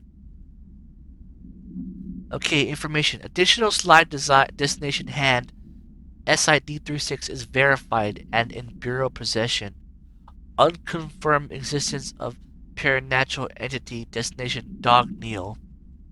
So they have the slide reel of the hand. And they can't unconfirm the dog story with Neil. Interesting. So now we know where Polaris came from, the slide reel. Now let's listen to Darling's presentation on altered world events. There is a curious correlation with the yet unknowable forces intruding upon our world, in the form of altered world events. These forces gravitate toward archetypal objects, a gun, a television, a supposedly haunted house. So clearly humanity affects this process. Our collective unconscious is a map of sorts. We hold the key, but we don't know how to use it. We create these archetypes through everyday life, popular culture, urban legends, but we are observing and influencing a complicated system in action.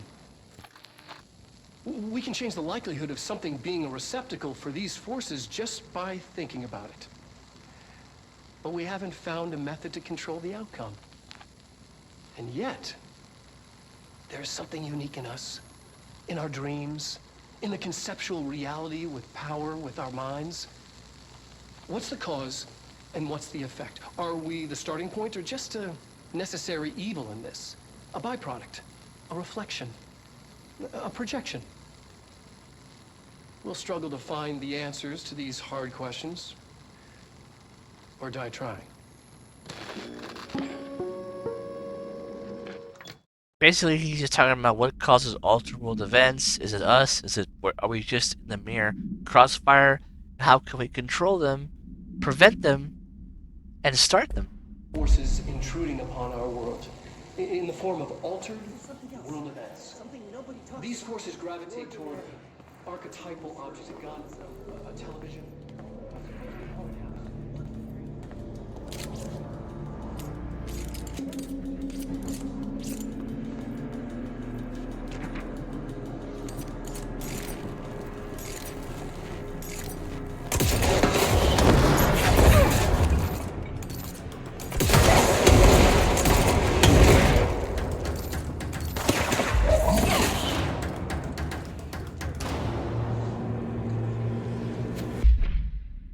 Okay, let's see what this file says.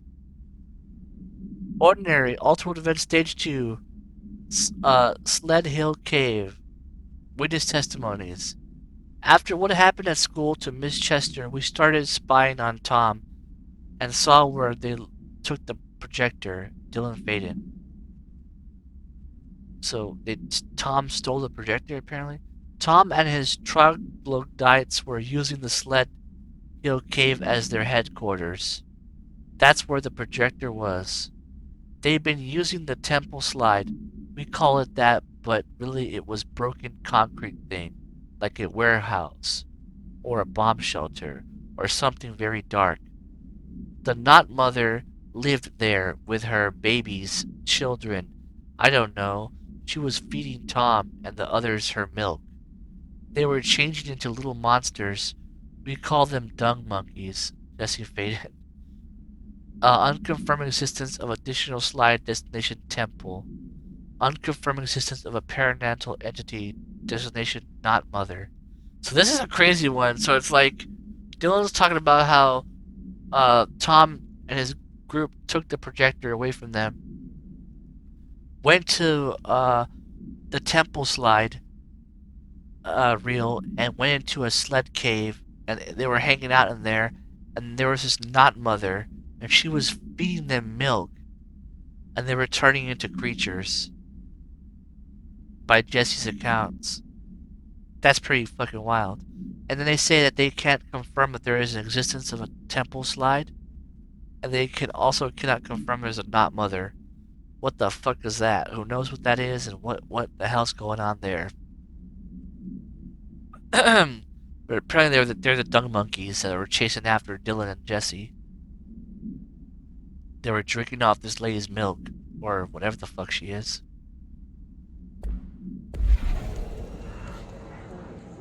Pretty terrifying. Look at that. It's pretty creepy too. Just one house.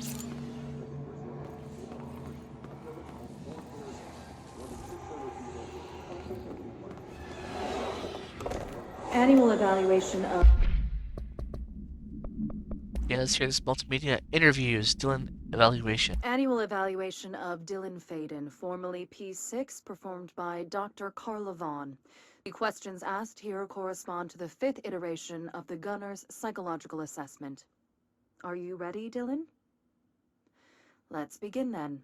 In a single word, describe the world around you. Where's Casper?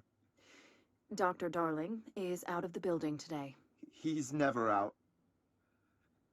He didn't want to come, did he? He never visits, not since Roberts. Tell Darling it wasn't my fault. I couldn't control it yet, but I can now. I learned. Will you tell him? In a single word, describe the world around you. A prison. A cold, empty prison. Not even a poster on the wall. Mm-hmm. What is the next number in the sequence 3, 6, 9, 12, 15? 18. What day is it today? How the hell would I know? It's not like you give me a calendar. You find a rabbit in the woods. It is breathing, but not moving. You cannot see any blood. What do? Leave it. Expand on that. It doesn't matter. The rabbit's not real. None of it's real. What day is it today? Do you enjoy asking people questions that can't be answered? Is this what gets you up in the morning? What you dreamed of doing as a scared, stupid little girl? Can you describe a dog to me? In Ordinary, we had a friend. Nosebleed Neil. And when it all went crazy, you know what I mean. Nosebleed Neil turned into a dog. Or something like a dog.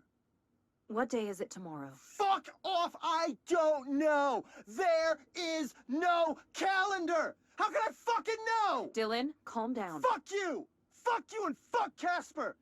Hey! Are you watching this, you old fuck? Did you send your bitch because you're too scared of me? Where is Casper? Security, get a team in here. I need... But Dylan's going pissed. He looks at Casper as a father figure, and he's upset that Dr. Casper Darling's rejecting him or staying away ever since the incident with the Roberts that he killed the guy. So he's like angry, and he wants his approval again. And he's sick of all the questions. He's losing his mind. He's starting to turn to the dark side. You know, the normal stuff. Dylan Faden, formerly P6, performed by Dr. Carnivon. The questions asked here is your response with fifth relation.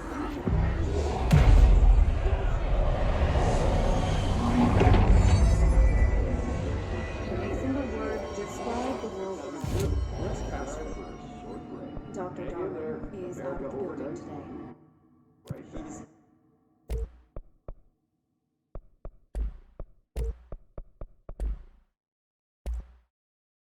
Never out.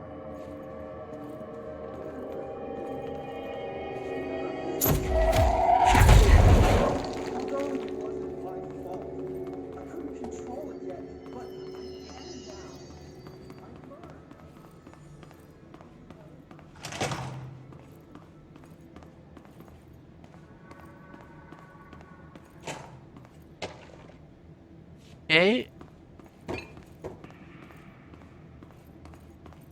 Here we go. About to enter the room. Let's read this last file.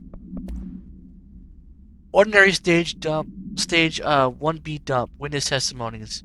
The second slide was called the meadow, but it was really just an empty lot of bunch of weeds. There was a shack and a phone line. It smelled like flowers there. It was powerful, intoxicating. We had crazy dreams there. It must have been because of the smell. I didn't like it. Didn't like losing control. In the dreams, everything was melting, and then when we could come out, everything had melted around the projector. Jesse's therapy session. Neil was really into it. We found out he'd been coming there more and more on his own. Then Tom beat the secret out of Neil and found the projector. He and his goons took it. This is Jesse's accounting. We thought Neil had got lost inside the meadow when Tom changed the slide, but that's not what happened, Dylan faded.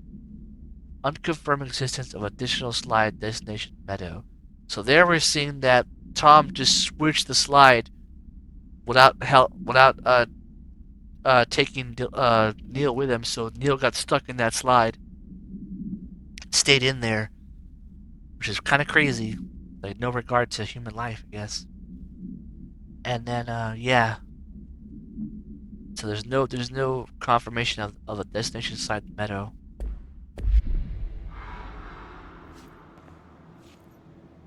Let's see what they have on Ordinary.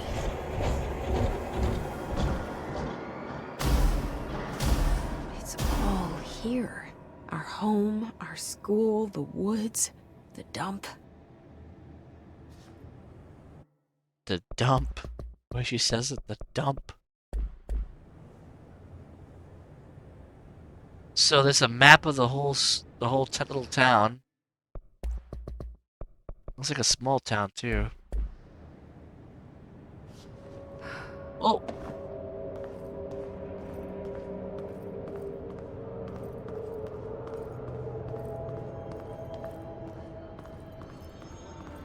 That's where we were up there. You can still hear the audio recording going on in the background. There's more rooms up there. They're watching, observing this area. Stage 4. It almost feels like the Ground Zero from Quantum Break when they map it all out, the different stages. The deeper you go in, the more powerful it was. We're assuming this is Jesse and Dylan's house.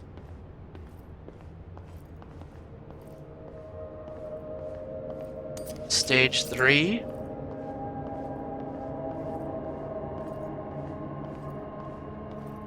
It's just creepy to think that this happened.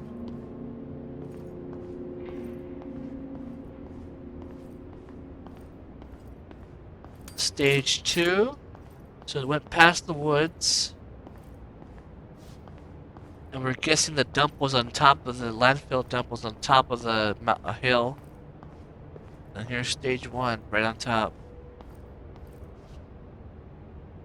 Pretty creepy. Let's see, is there anything here worth grabbing? Yes, there's this.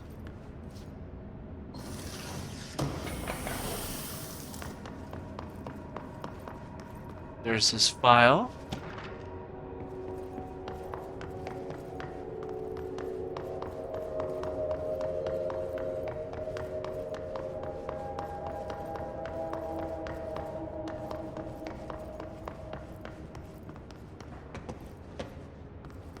About it here.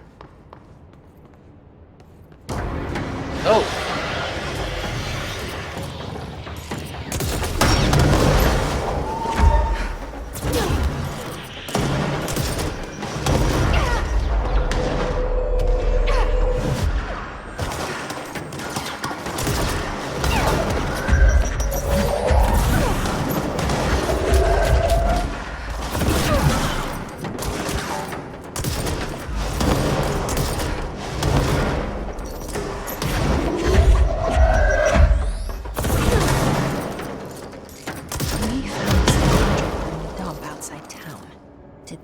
Recreate that too?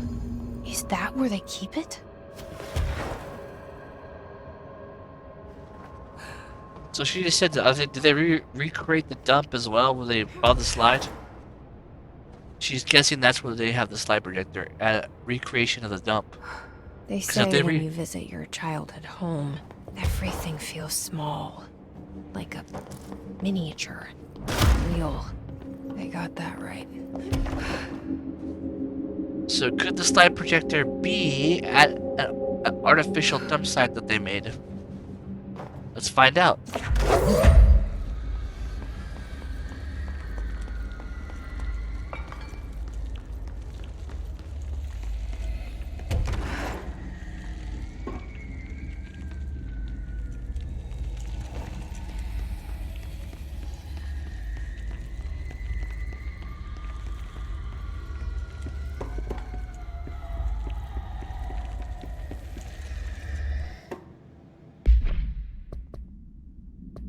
See what the collectible says. Ordinary Ultimate Event Stage 3 testimonies, public school. Tom and the others had gotten worse, scarier. The math teacher, Miss Chester, tried to make them listen, and they pushed her over a piano on her bottom, I guess, and broke her legs. Then Tom bashed her head in. Bye-bye, Miss Chester. I always liked her. I liked math. Dylan interview. So Tom, in his aggressiveness, killed Miss Chester, I guess because he was turning into a dung monkey from going into that slide with the hand of the Not Mother. That was the tipping point. It was Lord of the Flies level bad. There you goes a book reference. The grown-ups realized something was wrong. The police came and literally dragged Tom and Hugo and the others away. Tom was screaming that the Not Mother would make them all go away. The that enacted a curfew for every kid in Ordinary. Mom and Dad were pissed, asking about the dump, about everything. I remember wanting them gone, like Tom had said. When we woke up the next morning, pretty much all the adults had just vanished. Was I responsible? Did I? I don't know. So that's Jessie questioning. Was her anger as well with their parents not listening and understanding? Did she wish them all away, the entire town? Disappearance of majority of Ordinary's population confirmed to result from the slide projector related to the Altered World event. Insane. Wonder what happened to Tom. And was it Tom and what was the guy's name? Hugo? There was 3 bullies. Where'd the other one go? Now there's this. You mentioned a Okay, let's play this and this. Let's hear the multimedia interviews Jesse Faden and Polaris. You mentioned a poem last time we talked. By Thomas Zane? Yes. Beyond the shadow you settle for, there's a miracle illuminated. I looked the poem up. Only I couldn't find any poet by that name. I did find a European filmmaker who moved here in the 60s, named Thomas Zane. What? I don't... No matter. It suits you very well. The poem. How you see things. Maybe you wrote it yourself? I didn't. No matter. You've said a few times that you feel like there's a piece of you missing. Can we talk about that? Okay. Yeah, it's this... I feel an emptiness, a yearning for something that I think I lost. It's natural for you to feel that way. Your brother and your parents are dead. No! No. Dylan's not dead. And that's not even it. You're referring to the imaginary friend from your childhood? Polaris. She's come back. After a long time, she's calling me. In a dream I saw, she showed me things. Jessie. It felt more real than anything. As real as what happened in Ordinary. The industrial accident in your hometown? That you believe Polaris caused? No! It wasn't an accident. There was no industrial accident, and Polaris didn't cause it. She saved me and Dylan. Jessie... No! It was a cover-up. The government knows about it. There were agents there. Agents from... I don't know exactly, but they took Dylan. I'll find them. I won't stop looking. Polaris wants me to go to New York. There's a building there. I have to leave soon. I have to be there at a very specific time. Something hugely important is going to happen. Jessie, you know we can't let you go until you're well. And that begins by understanding what's real and what's imagined. So here's another knowledge dump right here in connection. Polaris had saved Jesse and Dylan from the Ordinary event, and then we find out that Polaris and Jesse lost connection for a few years, and then recently she got back into her head and started warning her to go to the oldest house in New York. And the FBC agent therapist knows about this, but they're just playing, coy with it. And Polaris was obviously warning her about the hiss that was about to happen here. We also learned that Jesse knew about a poem from Thomas Zane, and it talked about the description of Polaris. And then the lady's like, "There's no such thing as Thomas Zane. They never heard of this person before. He's not. There's no such thing as a poet named Thomas Zane, but there is a filmmaker in the '60s named Thomas Zane." And she's like, "What? No." And then that lady was like, You probably made that poem up in your head." So that tells us right there that Thomas Zane, as we know in Alan Wake, put his existence into a shoebox.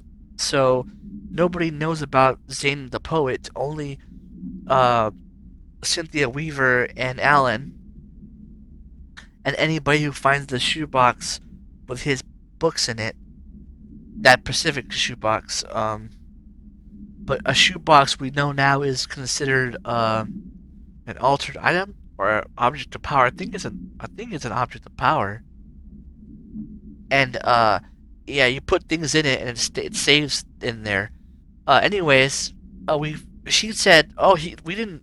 Nobody knows about it as Thomas Zane the poet, but we do know about Thomas Zane the director, the film director.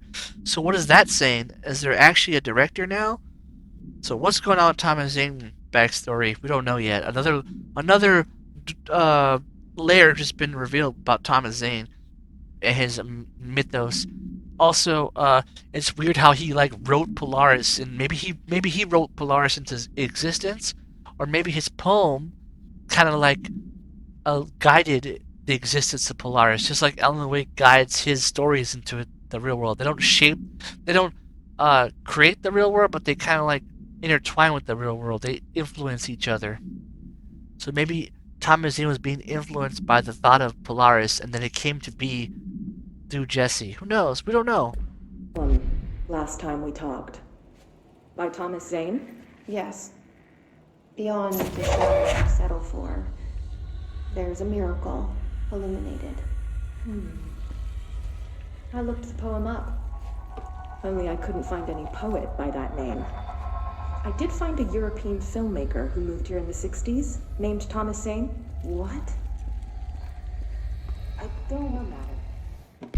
It also kind of confirms it, because if you remember in Alan Wake 1, there was a poster on the wall that said the movie of the diver, and that was a film, whatever.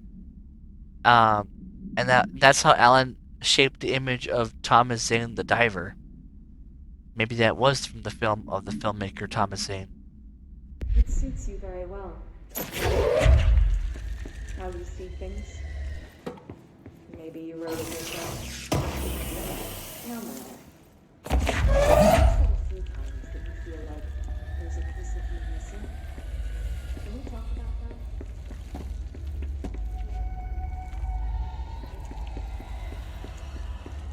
Just crazy how all these things start to connect together. Another case file. Let's see what it says. That's a good one too, but I don't need it. Collectibles, case file. Altered World Event, 2002. Ordinary Main. Details are largely based on interviews conducted with Dylan Faden.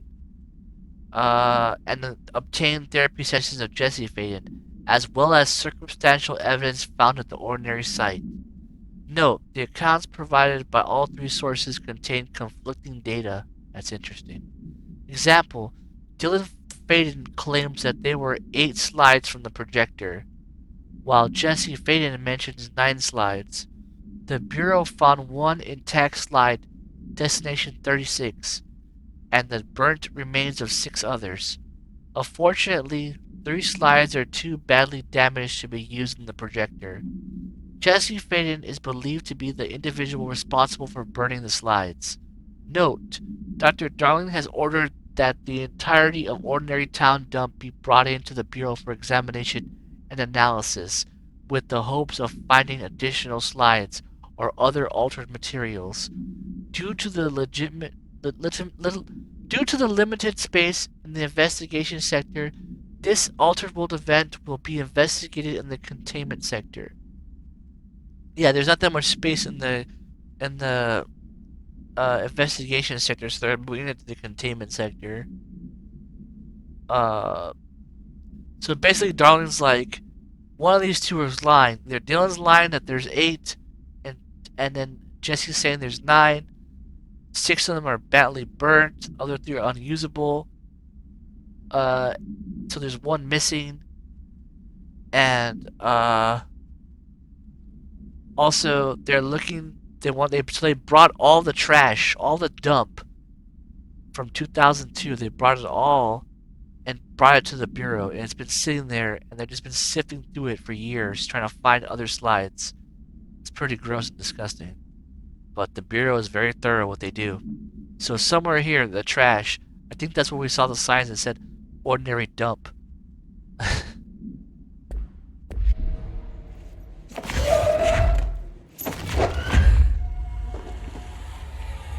There it is, dump site.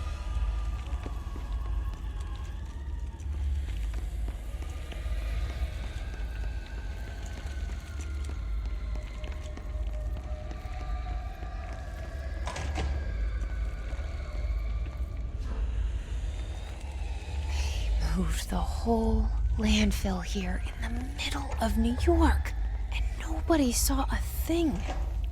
Pretty unbelievable. There it is. What's left of the remains. Imagine how many years they've been sifting through all that stuff, cleaning it out, examining it. That's all the remains of the dump.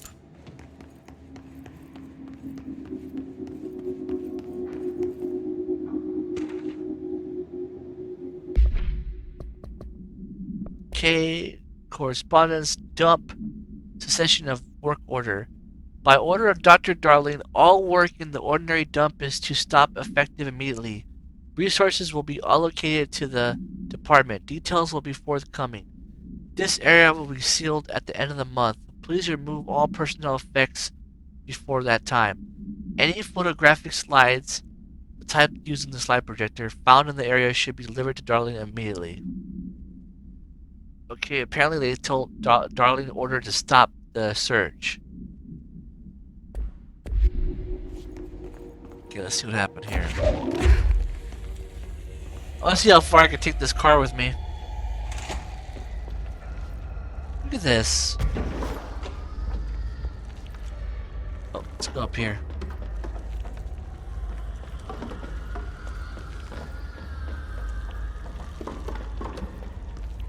Place the car right here.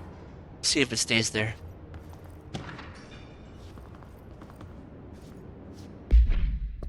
Okay, collectibles, case files, Wolf Globe, the Ultra Iron Wolf Globe. Acquisition date 2010, floor 10, unit 9. Background. The item was found in the penthouse suite of Toronto belongings to David Wolf, who was being investigated for illegally dealing altered materials. Bureau agents raided his penthouse and found numerous paranatural belongings, including this, and this item. Mr. Wolf was arrested. Article for the Toronto Daily. So why would a 36-year-old Berry Street investment trader, filthy rich, married to a model, disappear overnight? That's the question that's kept Toronto high society up at night this past week. Police say it being looked into. Some nut job radio show in the States claims he disappeared to join the Illuminati, but it's the reporter's opinion that Mr. Wolf, bored of his job, sick of his family, left it all behind to retire in some remote beach paradise. Now he's sipping Miatias while what? Miatias, I don't know what the hell that word means. While the world thinks he's dead.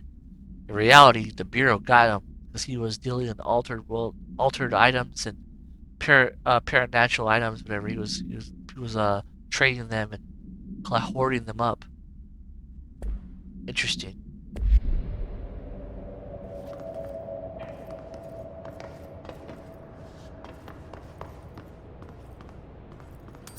Look at all that trash.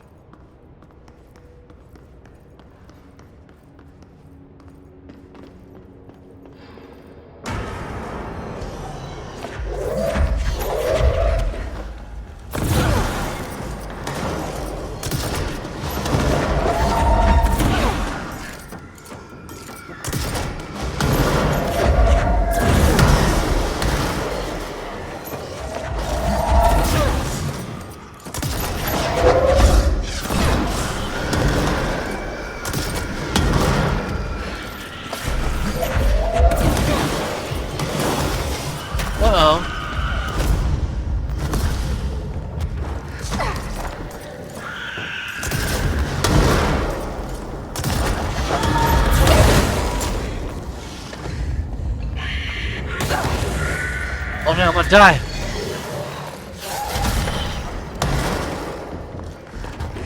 Woo!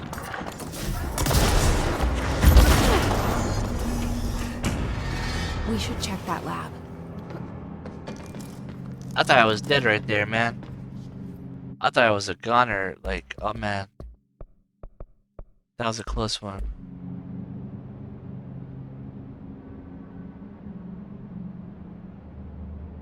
There we go. Just making sure it's all running fine and dandy. Even though it looks like it's not. Hang on 1 second. Okay, we're back. This is the dump. It looks like a dump for sure. I'm gonna go see if my car survived. My little wooden car. Yep, it's still there. Pretty cool.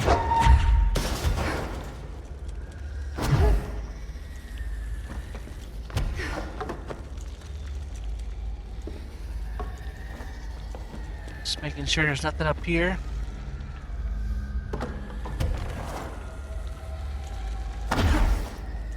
Oh, there's something over here.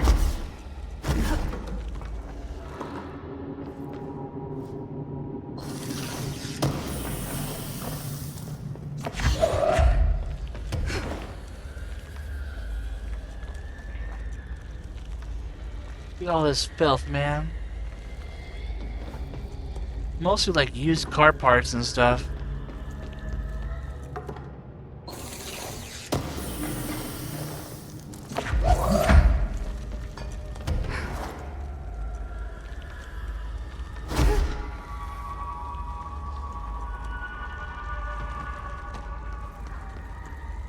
Their desk and stuff where they study the junk.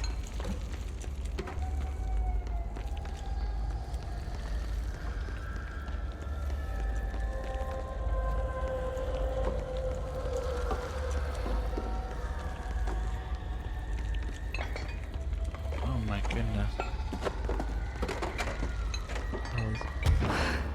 Bobs and weaves. Weaves and bobs. Yeah, I think I explored this whole area. Now it's time to do the mission.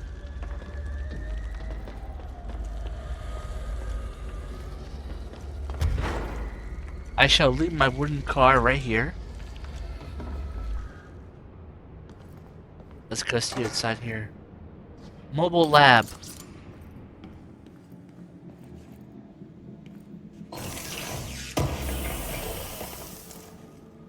Okay. Nice little mobile lab here. Let's see who worked in here.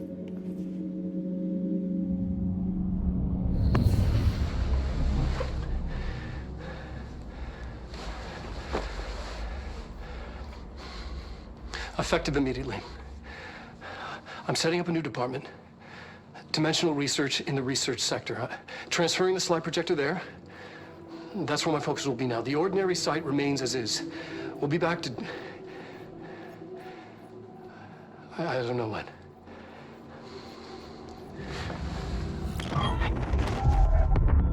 Darling took the projector to the research sector. He dedicated a whole area to it, so he knew it was important. Dimensional research. That's where we go next.